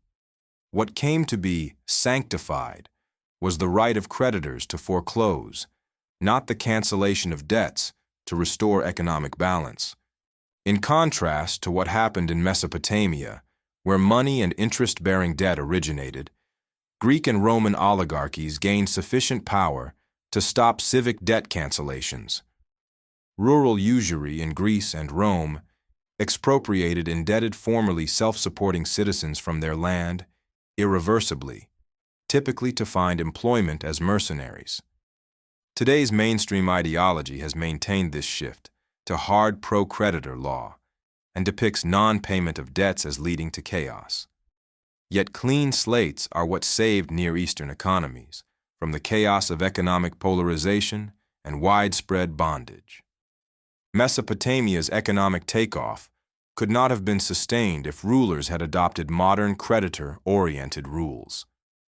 Classical antiquity's takeoff was not sustained. By the closing centuries of the Roman Empire, wealthy elites had monopolized the land and stripped the economy of money, spending most of what they had on imports that drained monetary silver and gold to the east, leaving a barter economy in its wake as the final or third stage of monetization, impoverishment and polarization in which money was stripped away. This oligarchic collapse into local self-sufficiency and barter was long after the origin of credit and fiscal practices in Mesopotamian palaces. That reverses the once-held idea that exchange evolved from barter via monetization to credit economies. Yet textbooks still repeat that sequence without recognizing the early role of credit, without mentioning the palaces and temples where monetization first evolved, and without citing the tendency of debts to be mathematically self-expanding when not overridden by debt write-downs and clean slates. Also confused today is understanding of how the charging of interest originated. Instead of reflecting productivity, profitability, or risk, interest rates were officially administered and remained remarkably stable in each region throughout antiquity, having been set by reference to the local unit fraction. Today's governments continue to regulate interest rates, yet mainstream economic theory continues to propose interest rate models based not on Treasury fiscal and monetary policy, but on profit rates, risk, and consumer choice. Summary: the shifting historiography of money's origins. Money origin myths at odds with the historical record are the result of the conflict between vested interests and reformers over whether the monetary and credit system should be controlled by private commercial banks or by governments. Are credit and debt to be administered privately by creditor interests favoring themselves, or should they be regulated in the public interest, protecting resilience and prosperity for the indebted population at large? The way in which this question is answered turns out to be the key indicator of one's preference regarding the barter or state theory of the origins and character of money, credit, and interest. Assyriological and anthropological research confirms that money and interest were not created by individuals trucking and bartering crops and handicrafts or lending crops and animals to each other. Archaic economies operated on credit, using money as a means of settling debts to Mesopotamia's palaces and temples at harvest time, or at the conclusion of trade ventures. Interest, first, seems to have emerged as the means of financing long-distance trade and then advancing land to its cultivators or entrepreneurial managers.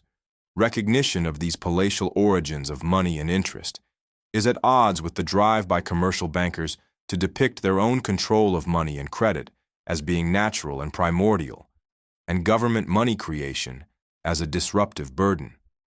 Ever since Roman law became oligarchic and strongly favored creditors, the history of money, debt, and banking has been written as a political lobbying exercise by bankers and other creditors to defend the view that the sanctity of debts having to be paid is natural and desirable, not to be questioned.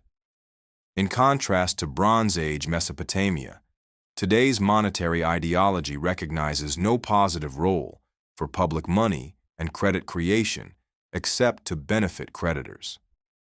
To oppose government monetization of deficit spending and policies that subordinate creditor demands to the goal of long-term economic growth, the innovative role of Bronze Age palaces and temples in creating money and interest charges is excluded from economic histories.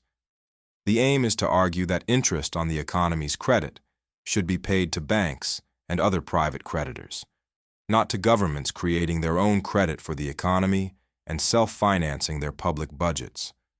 Also excluded from today's mainstream ideology is knowledge of the Bronze Age's checks and balances to protect economies from polarizing between creditors and debtors and being impoverished by debt. Recognition of such measures would endorse society treating money and credit as part of the overall economic system, not a matter of individual choice, which turns out to be creditor choice in practice.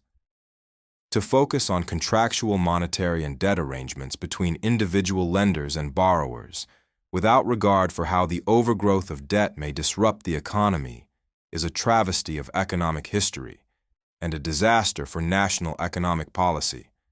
Failure to understand how the origins of money and interest-bearing debt went hand in hand with safeguards to protect economies from the predatory behavior of creditors blocking economic growth is a major factor responsible for today's resurgence of debt crises, like those that plagued classical antiquity. End of Chapter 1. Chapter 2. Civic and Temple Origins of Ancient Coinage. From its origins in the 7th century BC in Asia Minor, coinage was state money. As Aristotle emphasized, that made coins a creation of law, nomos. Their study, numismatics, shows how civic governments and their temples shaped monetary policy to promote their major fiscal objectives. In Greece, these aims started with the need to provide a medium to pay taxes, fees, and fines for market trade at public games and festivals, and to finance armies and naval construction. This Greek coinage experience had a similar motivation to Mesopotamia's palaces monetizing silver, grain, and other commodities in order to standardize and co-measure fiscal collection and payments in a single set of integrated accounts, an innovation also requiring weights, measures, and purity overseen and sanctified by temples. In contrast to this Greek and earlier Near Eastern fiscal practice, Rome saw its coinage deteriorate into a crude commodity quasi-money, resulting in a barter stage of exchange. This was a consequence of the landed aristocracy breaking free from taxation. The state's weakening fiscal authority left coinage without its use in paying taxes and fees. As the post-Roman economy resorted to payment in kind, with little fiscal function, that is, without a market demand for coinage to pay taxes, fees, or debts to public institutions, there was little fiscal role for coinage beyond its commodity content. Most 19th century historians blamed classical antiquity's debt conflicts and related economic upheavals on the transition from payments in kind to cash payments. But ever since the 3rd millennium BC in the Near East, weighed pieces of silver of standardized purity had served the credit functions later attributed to coinage. Metallic money therefore long predated coinage. No economic trauma was created by its introduction, because classical antiquities mints did not change the basic character of money. Coinage did not even make market transactions more convenient, as weighing was still required. Through most of the Middle Ages, notes one monetary historian, many individual coins of the same issue differed substantially in weight and fineness. Indeed, prior to the 13th century, coinage methods hardly permitted less than a 5 to 10% variation in weight between individual coins struck from the same plate. 1. Such deviation was aggravated by wear, clipping, and sweating of coins, requiring professional weighing to measure the actual bullion content of the proliferating diversity of coins. Temples as mints. Commodity money theorists have emphasized how silver compresses a high economic value into a relatively small space. It also is malleable, readily melted and shaped into coins, and does not spoil. But these qualities do not explain money's public fiscal origins. The anthropologist Arthur Hocart says, When economists say that currency was devised to overcome the limitations and inconveniences of barter, they are imputing to ancient man the motives which would sway a modern financier. They are victims of the dangerous fallacy that because a custom serves a certain purpose in modern society, it was invented for that purpose. If we divest ourselves of our modern preconceptions and study the evidence, we are driven to the conclusion that currency had a religious origin. and the practical fiscal reason for its innovation was to make payments to communal or civic authorities. The most prestigious contributions to temples were silver and gold, associated with the lunar and solar deities respectively. Seeing metallic coinage as evolving out of religious tokens, imbued with a sacred cosmology, Hocart suggested that India's square coins reflected the mandala's four directions, while the round shape of Western coins symbolized the sun's disk, as did the royal crown and the halo, with the coins impressed with the symbol or image of the local divinity under whose auspices they were issued. As in Sumer and Babylonia, Greek temples played a central monetary role by refining silver and attesting to its purity. Hence the religious character of all early coin types, Barclay Head summarized. Just as the word theoi frequently stands at the head of treaties engraved on stone, so the emblems of the gods stand conspicuous on the face of coins, the gods being, as it were, called to witness to the good weight and purity of the coin. Money always has been a public institution, with its value administered in antiquity by civic authorities taking control of commerce and markets. Phaidon of Argos, in the southern Peloponnese east of Sparta, is often said to have created the first silver coinage, the stater, on the neighboring island of Aegina. The mint probably was located in the sanctuary of Aphrodite, the island's goddess of trade, and, as such, a promoter of international unity, identical with the Phoenician Astarte, goddess of the sea. Ernst Curtius noted that, In the temple of the goddess Hera at Argos, Phaedon hung up, in memory of the old order of things, specimens of the cumbrous bronze and iron bars, obeliskoi, which had served for money before his time. early Aegina coins bore Aphrodite's sacred symbol, the tortoise.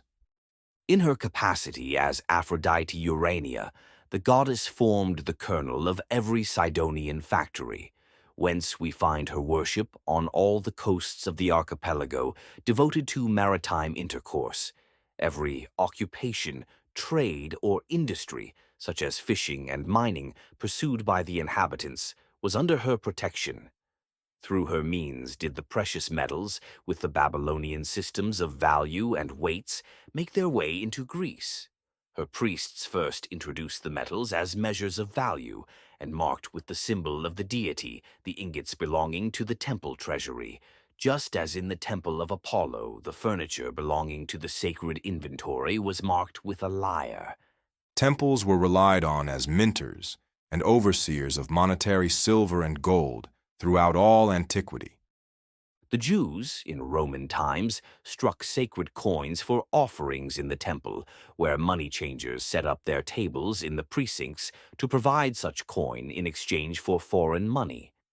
Our word money, as well as mint, derives from Rome's Temple of Juno Moneta, which issued Rome's first silver coinage in 269 BC. The Latin word monere meant to warn or admonish, but not to warn against money changers or usurers. According to legend, the honking of the geese at the site where the temple would later be built warned Rome of an imminent Gaulish attack in 390 BC. Storerooms were located in the rear of Greek, Roman, and Jewish temples to serve as treasuries for public savings, and often those of private individuals, as well as to store food and weapons. Every temple of any degree of importance had a treasure, which consisted of the surplus of the proceeds from the lands dedicated to its use, the presents made, and of the income flowing from other sources of the god to whom the temple was consecrated. These treasures were under the care of the treasurers of the sacred moneys. In Athens, important sacred treasure was that of Minerva in the citadel. Into this flowed, to say nothing of the public money therein, deposited beside the rich votive offerings and large amounts of rent, many fines in Tyre, of others the 10th part, and also the 10th of all booty, and of confiscated property. Violating laws typically resulted in fines to expiate one's offense. The word for sin originally signified the debt owed as expiation or reparations, as in German Schuld. The parallelism exists in most Indo-European and Near Eastern languages. Hudson, 2018, Chapter 4. It has caused much confusion for translators of the Lord's Prayer regarding forgive us our debts, sins. In cases where offenders were banished or proscribed, they might forfeit their estate to the temple. The Temple of Artemis in Ephesus was especially notable for being enriched by such sequestered properties. Temples were creditors as well as depositories, lending at interest to the poor as well as to merchants, and to civic authorities in times of war or other crises, issuing early money to denominate payments to themselves and other public authorities. Temple treasurers, superintendents, and sacrificers were responsible for handling the official savings of Athens, Thebes, Cnidus, and Sicyon, the savings being kept in sacred chests or public chests at the Temple of Apollo in Delphi. But when Delphi was drawn under the influence of Corinth and Sparta of the Peloponnesian League, Athens extended its control over the Temple of Delos, which in 478 became the first treasury and central meeting place of the Delian League, named after the temple. In 454 BC, the League's treasury and headquarters were moved to Athens, turning what had been a defensive democratic alliance against Persia into an exploitative Athenian tribute system. 1/60th of this tribute was dedicated annually to the goddess Athena. Its strong room contained row upon row of jars and other receptacles, on which was indicated the provenance of the contents or the purposes for which it is earmarked.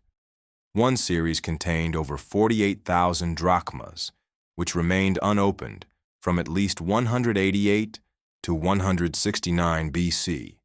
In light of this monetary role of temples in antiquity, there is ample reason to call modern banks temples of finance, with architecture often symbolically resembling that of ancient temples, and like them, typically towering over the skyline of their cities.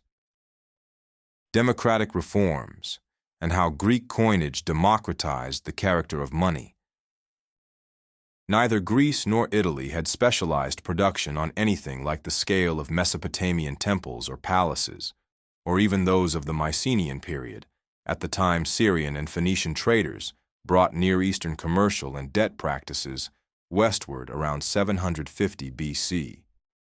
With no tradition of divine kingship to promote liberty from debt bondage, Greek and Italian chieftains adopted credit practices in the context of their own control of the land, trade, and religion. Religious cults were under the control of a few aristocratic families who combined sacred, civic, and economic power. Largely through the unchecked dynamics of interest-bearing debt, they concentrated commercial and financial wealth in their own hands, forcing families living on the edge of subsistence into clientage and bondage. Coinage was struck in Greece and Asia Minor not by individuals bartering, but by tyrants and reformers who took control of trade and finance away from the autocratic families who had monopolized the land and held its cultivators in debt. Instead of this coinage causing debt crises, many of the tyrants who introduced coinage were known for canceling debts and redistributing land as part of their sponsorship of standardized economic relations. These populist leaders, often emerging from the minor branches of the leading families, included Phidon of Argos, Kypselos of Corinth, and Solon of Athens. I discussed the tyrant reformers, Sparta and its iron money, Solon, and Athenian money creation in chapters 2, 3, 4, and 5, respectively, of The Collapse of Antiquity. Ancient writers unsympathetic to democracy gave a negative autocratic connotation to the word tyrant. The term is better translated as demagogue, which retains the populist demos root of their policies.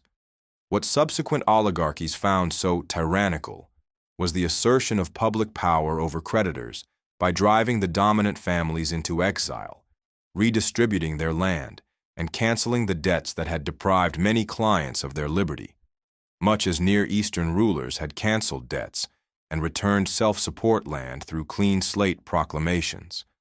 The civic minting of coins emerged in the wake of this restructuring. An early step was taken by Sparta, one of the most prosperous city-states on the Greek mainland at the start of the 7th century. Its Lycurgan anti-commercial revolution, circa 680, set it on a radically different path from others by rejecting the use of silver and even copper as money in favor of a fiat iron currency. That is the period's most obvious example of metallic value not being the key to monetary worth. Plutarch reports that this iron was treated with vinegar so as to make it too brittle to have a useful metallic value on its own as a store of monetary wealth. Sparta also made the neighboring land that it conquered and assigned to its citizens inalienable so that it could not be forfeited. In Argos, Phidon, circa 710 to 670 BC, overthrew the local aristocracy and, along with establishing standardized weights and measures and striking silver coinage, is said to have redistributed land to equalize its distribution. A generation later, Corinth became the richest Greek city-state under Kypselos, ruled 657 to 625, and his son, Periander, who canceled debts, redistributed the land, and exiled the families who had monopolized it. They also reorganized exchange by striking coins. In addition to Phidon, Kypselos, and Periander, the Phrygian king Midas's Chimaean wife, Hippias of Athens, the son of Pisistratos, and Polycrates of Samos were reformer tyrants who struck coinage, notes Leslie Kirke. The first mention of coinage in a Greek text links the staters of the Lydians to the cunning-minded fox, who is presumably the tyrant Pittacos. Elected tyrant of Mytilene, the denunciation by aristocratic writers suggests that Pittacos emulated the policy of other reformers and drove out the old aristocracy, redistributed their lands, and canceled debts, as well as issuing coinage. From Herodotus and other biographers, one can distill a portrait of the tyrant as champion of egalitarian justice and opponent of aristocratic overreaching. Kirk describes Lydia as issuing its early coinage in conjunction with sponsoring regional games as public festivals that provided an occasion for markets and payment to prostitutes, porn, as the democratic counterpart to the courtesans, who served the wealthy in exchange for gifts rather than fixed monetary payments. Colin Cray has described how, Like silver money in Mesopotamia, Greek coinage was introduced to standardize payments made to and by the state for its fiscal transactions vis-à-vis the rest of the community. By 594 BC, a debt and land crisis had developed in Athens. It was resolved by Solon's shedding of burdens that canceled debts, banned debt bondage for Athenians, and made land unalienable to outsiders to block aliens from foreclosing on the land of indebted Athenians. The first Athenian coins are dated a half-century later, minted by the Pisistratids. Athens was unique in having its own silver mines at Laurion, owned by the city-state and leased to private operators. That helped lay the groundwork for Athenian democracy by enabling it to issue public coinage, the owls, standardizing the means for payments, and denominating prices for trade in the agora, the marketplace in which merchants rented stalls from the city. Other elements of this civic program included public building and the staging of dramatic festivals to replace the religious cults controlled by the aristocratic families. Much as was the case when Mesopotamia's palaces and temples monetized silver 2,000 years earlier, classical antiquities reformers who overthrew despotic aristocracies and introduced coinage acted as straighteners, with tyrants being characterized as Euthunter straightener, the bringer of justice and law. The same metaphor used by Babylonian rulers, who proclaimed Misharim, annulling rural debts, bringing straight order with connotations of distributive justice. Edward Will argued some time ago that in the Greek polis nomisma, coinage, had strong associations with fair distribution. It described the relationship between citizens and the city.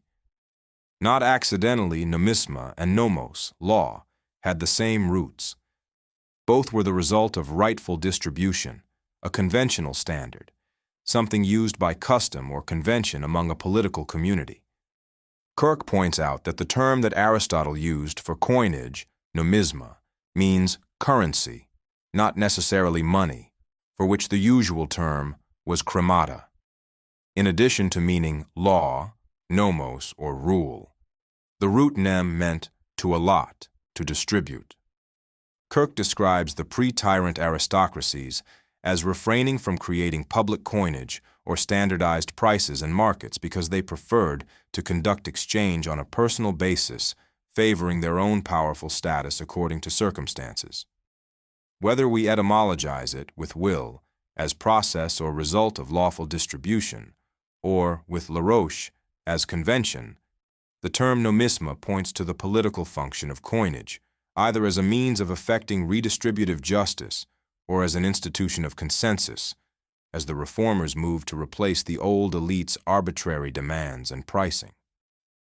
As the polis used coins for its own payments and insisted on payment in coin, summarizes Randall Ray, it inserted its sovereignty into retail trade in the agora, wresting control away from the elite.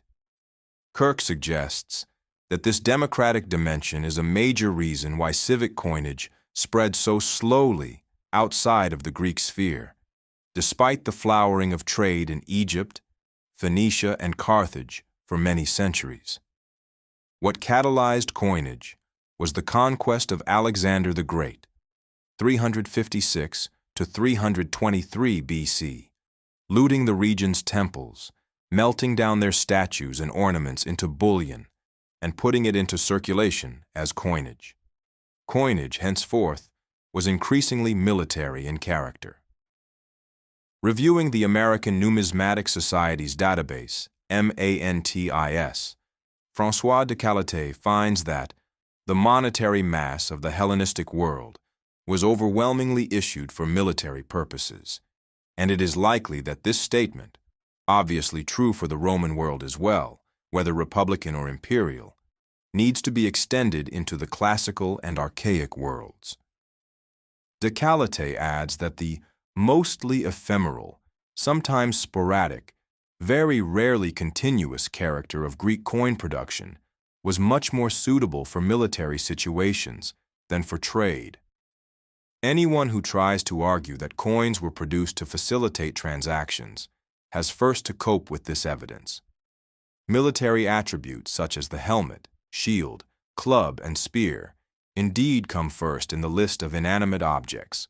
Soldiers are supposed to be more illiterate, rougher and rustic than the average population, more multi-ethnic too, thus favoring simple messages understandable by all, and reflecting the fact that Greek cities, kings, and leagues produced their coinages more to pay soldiers than for market trade. Coinage imagery was primarily chosen to make coins accepted by the users by being related to power and military values, such as the helmet, thunderbolt, club, shield, and spear. Zeus appears increasingly after the conquests of Alexander, just as Rome's Severan emperors would favor the Mars type. As Head, 1887, noted. All through the history of free and independent Greece, and even until the death of Alexander the Great, the main object of the coin type was to place before the people an ideal representation of the divinity most honored in the district in which the coin was intended to circulate. Alexander was the first to press coins with his own profile, providing the model for subsequent kings to depict their rule as divinely sanctioned. Another public occasion for the use of coins, Head noted, were the festivals associated with the public games sponsored by the four great Greek temples: the Olympian Games, the Pythian Games at Delphi, the Isthmian and Nemean Games. Athens later sponsored the Delian Games to offset the first four, all of which were held in Spartan-dominated Peloponnesia. These games were associated with markets, and hence a need for coinage minted by the temples. Head, 1887, notes, Apparent exceptions to the almost universal rule as to the sacred character of the types of Greek coins are the so-called agonistic types commemorating victories in the games. But it should be borne in mind that all Greek games partook of a religious nature, and that the representation of a victorious chariot or other agonistic emblem would be in a certain sense symbolical of the god in whose honor the games were held. The accepted position for the past half-century remains that of Cray. The issuer in all identifiable cases proves to be the supreme political power in each city or state. There is no evidence in the Greek world for the private issue of coins by bankers or merchants. The monetary historian C.J. Haugego states bluntly that there is no certain case in the whole of antiquity of coins being produced by individuals. Greek temples organized smithing and metalworking into guilds. The mint in Athens was located in the Stephanophore temple devoted to Theseus. Civic authority over the temples. Like Mesopotamia's monetary silver, Greek coinage was produced in the temples, which in turn were administered by civic authorities. Curtius summarizes the transition from temple to civic coinage and credit. In cases where donations were made jointly to the town and its deity, sacred money was under a mixed administration. This control exercised by the municipal authorities led, however, to an interference with priestly institutions. The state sequestered the priestly treasures, a sequestration which must have commenced at Athens during the time of the tyrants, when the priesthood had an annuity conferred upon them, and when the great temple treasury was erected at the expense of the state, to serve at once as a treasury for the state and the temple. Now, on the transfer of the temple treasures to municipal management, the money struck thence became state money, i.e., the state took the issuing into its own hands, giving its own credit in the place of that of the priests. But, as it was everywhere the endeavor to make the transfer as gently as possible, whence so few traditions of conflicts between states and the priesthoods, during the completion of the secularization, the form in which it was done was concealed, and the treasuries were built like temples, their officers being invested with a sacerdotal character, while the deity was left to all appearance in full possession of her property. Thus it was also with the temple currency. The religious character was left as if it still continued to be issued by the priests, but in token that the circulation of money struck under other than state authority was no longer permitted, and that the money was recognized as the state currency. The initials of the name of the town were placed as a profane mint mark upon the reverse. It is the government countermark to the priestly symbol which was left unchanged. Its introduction marks the secularization of the coinage, which it seems first took place in Kyzikos and Teos. August Burke writes the following in reference to Athens. The treasurers of the goddess, therefore, were not merely treasurers of the temple in the narrower sense, but were at the same time keepers of the public treasure.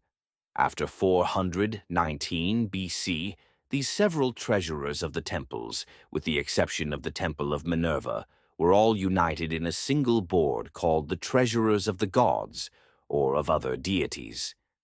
The anti-government, essentially anti-socialist, Austrian barter theory of money's origins, proposed by Karl Menger in 1871, translated into English to great popularity in 1892, sidestepped any acknowledgement of how money was civic and official from the outset. Despite publication of the research of Burke, 1857, Curtius, 1870, Jebb, 1880, Middleton, 1888, and Head, 1887, regarding the primary and positive role played by public institutions in the genesis of money, the individualist school conjured up a sensorial myth of how individuals acting by themselves might have developed money without any official oversight or purpose other than to truck and barter.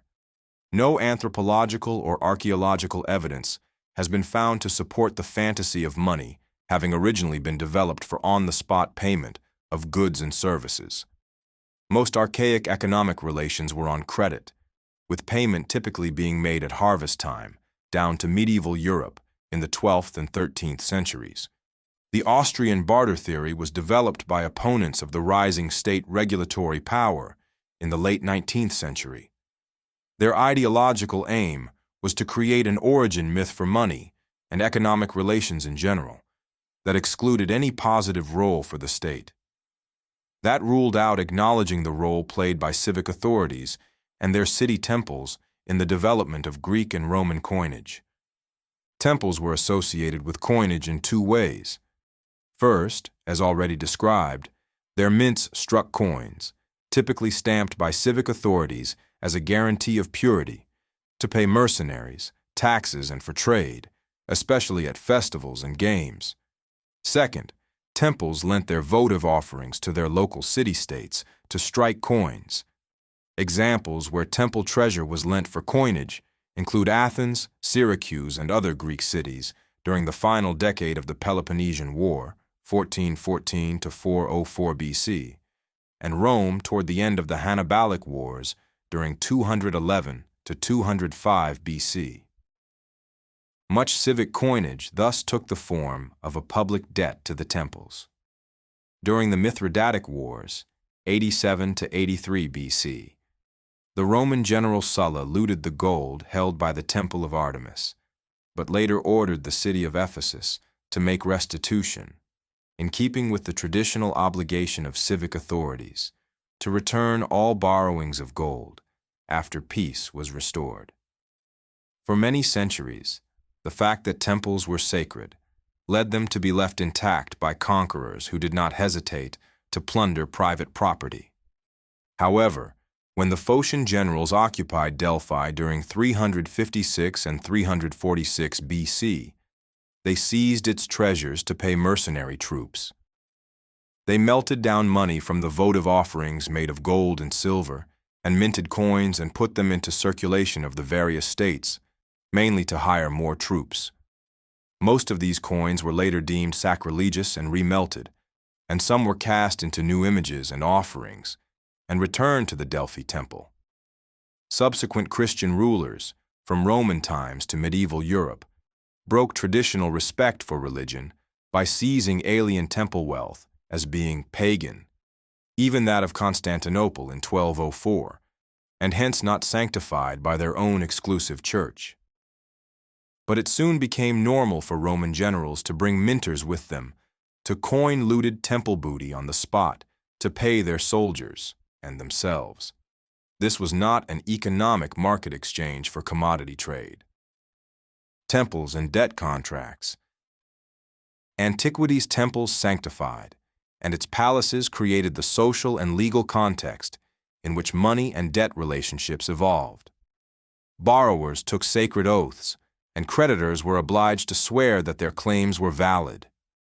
To violate such oaths was a sacrilege, rendering one an outcast, subject to Greco-Roman infamy. Middleton, 1888, notes that at the Temple of Apollo in Delphi, the form of excommunication for an asebeia, with which the non-payment of fines was punished, curiously resembles that used by the medieval church. Let the city, people, or person be devoted to the vengeance of Apollo, Artemis, Leta, and Athene Pronaia. Let their land produce no fruit, their wives bear monsters, their cattle be barren. Let them be defeated in war and in tribunals of justice. Let them and theirs perish, and let their sacrifice be unacceptable to Apollo, Artemis, Leto, and Athens Pronaia. The meaning is one of ungodliness. For Asia Minor's similar practice, see Larson, 1938. Land boundaries were protected by local gods, such as those depicted on Athenian horoi stones. By the 4th century BC, these markers came to be engraved with the mortgage terms on which their demarcated properties were pledged as collateral. To move or destroy them was a sacrilege for which offending parties could be fined, punished, outlawed, excommunicated, or even reduced to bondage. And adopting the Neo-Babylonian practice of registering land sales in the Temple of Bel, Greek and Asia Minor cities, preserved records of mortgage loans and other debts in their major temples, which is why the destruction of such archives and registries was a usual aim of social revolts. Heichelheim, 1958, cites San Nicolo's description that this registry enabled titles to mortgages to be changed from the name of one creditor to that of another using simple bookkeeping entries. Two creditors who each had mortgages on plots or houses belonging to the other could cancel or reduce in the same way these mortgages spontaneously without any money payments being necessary.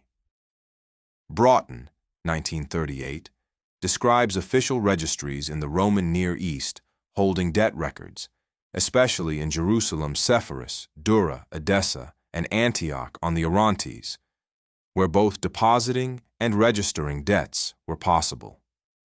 Temples lent to individuals for mortgages and to slaves to buy their liberty, as well as to their city-states. The most detailed surviving archive is from Delos, which Athens took over during the Peloponnesian War as a counterpoise to Delphi, Olympia, and other temples in territory controlled by Sparta's allies. Each year, the outgoing hieropoioi, ministers of public worship, would go to the Delian Senate and hand over to their successors an inventory of all the objects which they had received from their predecessors, and of those acquired during their year in office for the Temple of Apollo and other temples on Delos. These detailed lists included such items as a cow missing its left horn and a kettle that had lost its bottom and handles, as well as small amounts of gold dust. But the wealth of the Delian god did not consist merely in the contents of his temple. He was also a landowner and a moneylender. His revenues comprised rents of arable land, of pastures, and of houses. The house property is multifarious: workshops, cellars, dwelling houses, lodging houses, an apothecary's shop, a bath. Apollo further levied taxes on the purple fishery, on anchorage, and on the disembarkation of merchandise. The Delian temple, like other rich temples, put out the balance of its revenues at usury. The town of Delos, the island communities, and also private persons, appear as debtors in the temple register of loans. The capital sums were usually lent out for terms of 5 years at an annual interest of 10%. Larson, 1938, notes that the interest rate charged by Delos often was not specified. When loans were repaid, the payment was simply entered as a payment of money, which the city owed the god without any indication of how much was capital and how much was interest. A Delos temple document dating from 250 BC describes a mortgage loan extended from the sacred money, giving the temple the right to foreclose on other property of the borrower and his guarantors in case of a loan default. A loan to a person named Autocles was extended on the security of all the other property belonging to Autocles and his guarantors. If the mortgaged property's value did not suffice to cover the loan balance, the authorities can seize other property belonging to the borrower and his guarantors. The temple's typical loan criteria and terms were similar to the rules governing the investment of the donation of Attalus at Delphi. The land mortgaged must have twice the value of the loan and be free of encumbrances. Guarantors acceptable to the administrators were required. If the loan was not repaid, the property pledged was to belong to the city and to be sold. If the sales price was less than the sum borrowed, the remainder could be collected from other property of the borrower and his bondsman. If the interest was not paid when due, payment was to be enforced with a 50% penalty. Here, too, it is clear that the administrators of the funds could proceed directly to the enforcement of their claims without a preliminary lawsuit. However, Greek temples often gave debtors who fell into arrears extra time and opportunity to pay off the balance. No doubt this was especially the case with prominent local borrowers, but there was a general ethic of promoting viability. Secularization of credit in Greece and Rome. The role of Delos and other temples declined after the Peloponnesian War ended in 404. Civic governments came to dominate the temples, and most loans by temples in turn were to municipal city-state governments, which operated their own public banks and borrowed from the temple to lend at a markup. Thucydides describes how Athens expropriated Delians from their own island, ultimately to be butchered by the Persian general Arsaces, who ruled from 247 to 217 BC.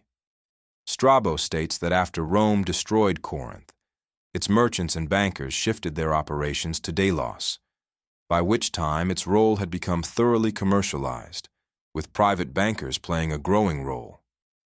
In Asia Minor, temples in or near the cities tended to come under civic control. The development of private banking and the invention of the public bank tended to restrict the function of the temple to deposits and reserves. They had probably never engaged seriously in commercial loans, bottomry loans on shipping and other more hazardous kinds of credit, and so lost little as the private bankers took these functions over.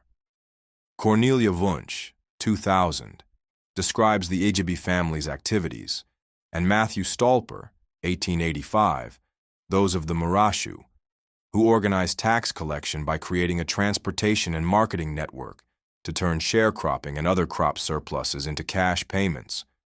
Their banking organization also organized irrigation networks to charge for water and even sold beer. Temples were left to focus on mortgages and loans to the poor, who otherwise would not qualify for credit. Mortgage lending terms and interest charges for the economy at large were originally modeled on the formalities used by Greek temples and their Near Eastern predecessors. Lending practices, however, became secularized and privatized in the hands of the families that dominated civic government and administered the temples, in Italy as well as in Greece. But Western financial practices remained less sophisticated than those of the Near East. Although money changing, pawn loans with interest, interest-free loans, interest loans on real estate, and deposit business of different patterns were early known as banking activities of temples and private persons, notes Fritz Heichelheim. There was no trade in bills of exchange, nor were there prominent banking firms on the scale of Babylon's Ajabi family, from the 7th to 5th centuries BC, or the Murashu firm in 4th century BC Nippur. Organizing tax collection and public finances on behalf of the imperial Persian regime, these two Neo-Babylonian firms were innovative in using their own trade credit and property management to monetize the economy's crop surpluses. And in Jerusalem, the major Jewish temple facilitated commercial shipping by enabling debts to be repaid in regions far distant from those in which they had been incurred, especially in Rome. Similarly, debts incurred in Rome could be discharged in Syria. Rome's monetary deterioration under the Republic's oligarchy and the emperors. Money originated as an accounting technique used by Near Eastern palaces and temples to denominate and serve as the means of paying credit balances owed to these institutions at harvest time and at the conclusion of foreign trade ventures. And in the West, from the outset of coinage in the 7th century BC, coinage's fiscal value derived from its acceptability for paying taxes and other public charges. That gave coinage its value, as shown most obviously by Sparta's iron money.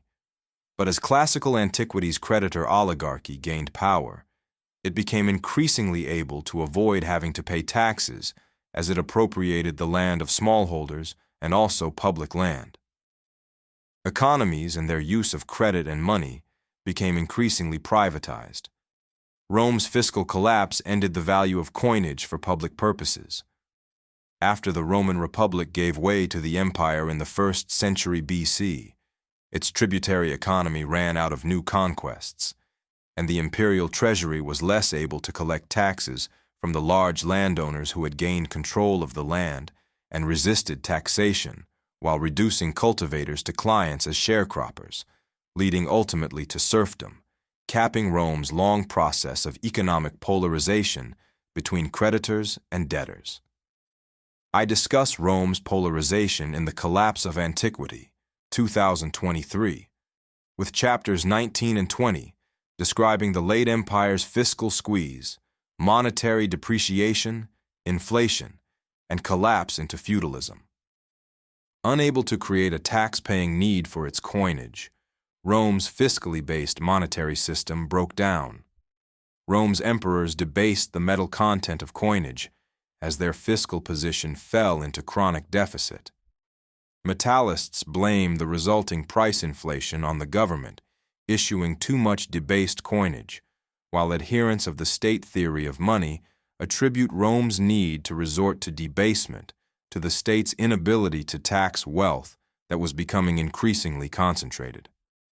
Without civic fiscal value, the legal worth of coinage disappeared after the 4th century AD. When taxes could not be collected, and as emperors used whatever metal the state had on hand to pay their soldiers, coinage was left only with its raw commodity value, the deteriorating silver content of the increasingly debased coinage.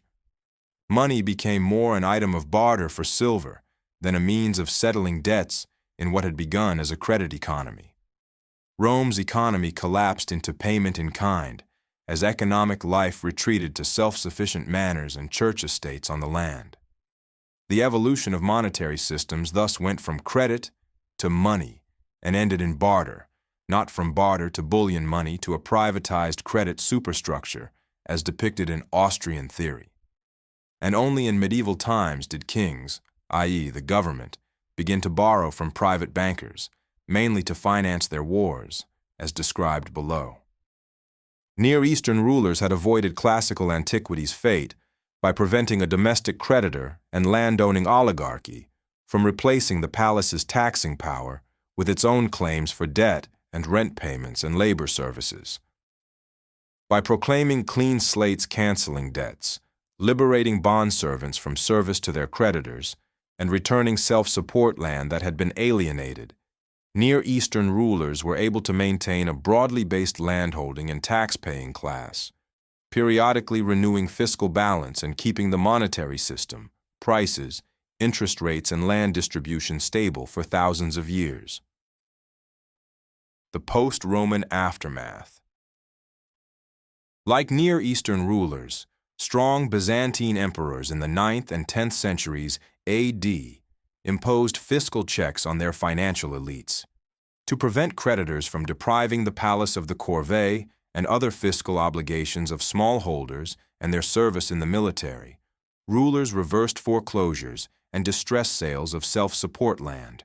I described these reforms in the Eastern Roman Empire in chapters 27 and 28 of And Forgive Them Their Debts, 2018.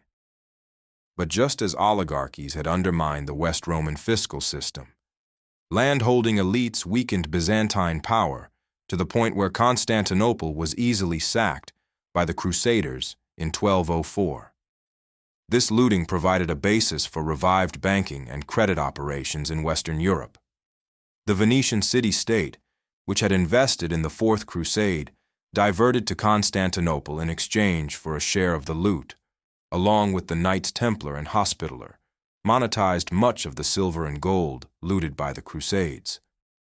Commercial and mortgage lending revived, using legal formulae soon adopted by private bankers, supported by church theologians re-legitimizing financial charges for foreign exchange agio fees and commercial trade financing, which were deemed to be productive credit, in contrast to predatory usury. But unproductive loans were accepted by being extended to the top of the social pyramid, to enable kings to pay Peter's pence tribute to Rome and wage wars on the papacy's behalf with loans from Italian bankers close to the papacy. By the early 14th century, when France's Philip IV and other kings ran out of money, they cried down the coinage by simply redefining the face value of coins, much as Rome's emperors debased the metal content of coinage as their fiscal position fell into chronic deficit.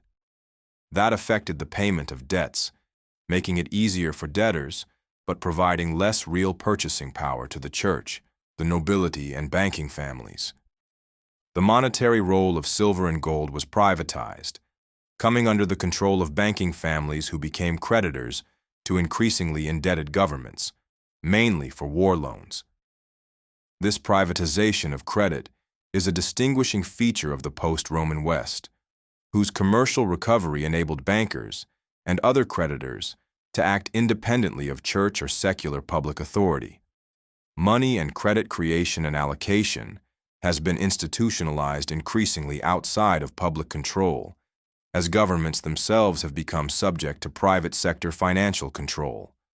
Instead of governments creating money over and above what they raise as revenue from taxes, fees, and public enterprise, governments have become debtors, financing their budget deficits by borrowing from the private sector, while their central banks provide credit and reserves to serve as the basis for commercial banks to create their own credit.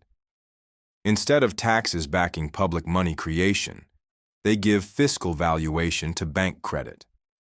Banks and financial institutions thus have privatized the government's traditional role as money creator and administrator. This transformation has been rationalized by the claim, without historical support, that governments are irresponsible in creating their own money, as if public money creation to spend into the economy is more inflationary than commercial banks creating credit or bondholders providing their private savings for governments to spend. The privatization of money creation has also been supported by a self-promoting creditor ideology, claiming that prosperity is best achieved by minimizing the legal and regulatory transaction costs of creditors transferring income and property into their own hands away from the economy at large. Modern governments have indeed created their own paper money in wartime, as well as on other occasions, as modern monetary theory has explained. This option's success and effectiveness poses an existential political threat to the money-creating privileges that private bankers have obtained over the past 1,000 years. It is largely to deter public money creation for government self-financing that bankers have sponsored an origin myth that money had a medalist genesis independent of any public authority or issuer. End of chapter 2.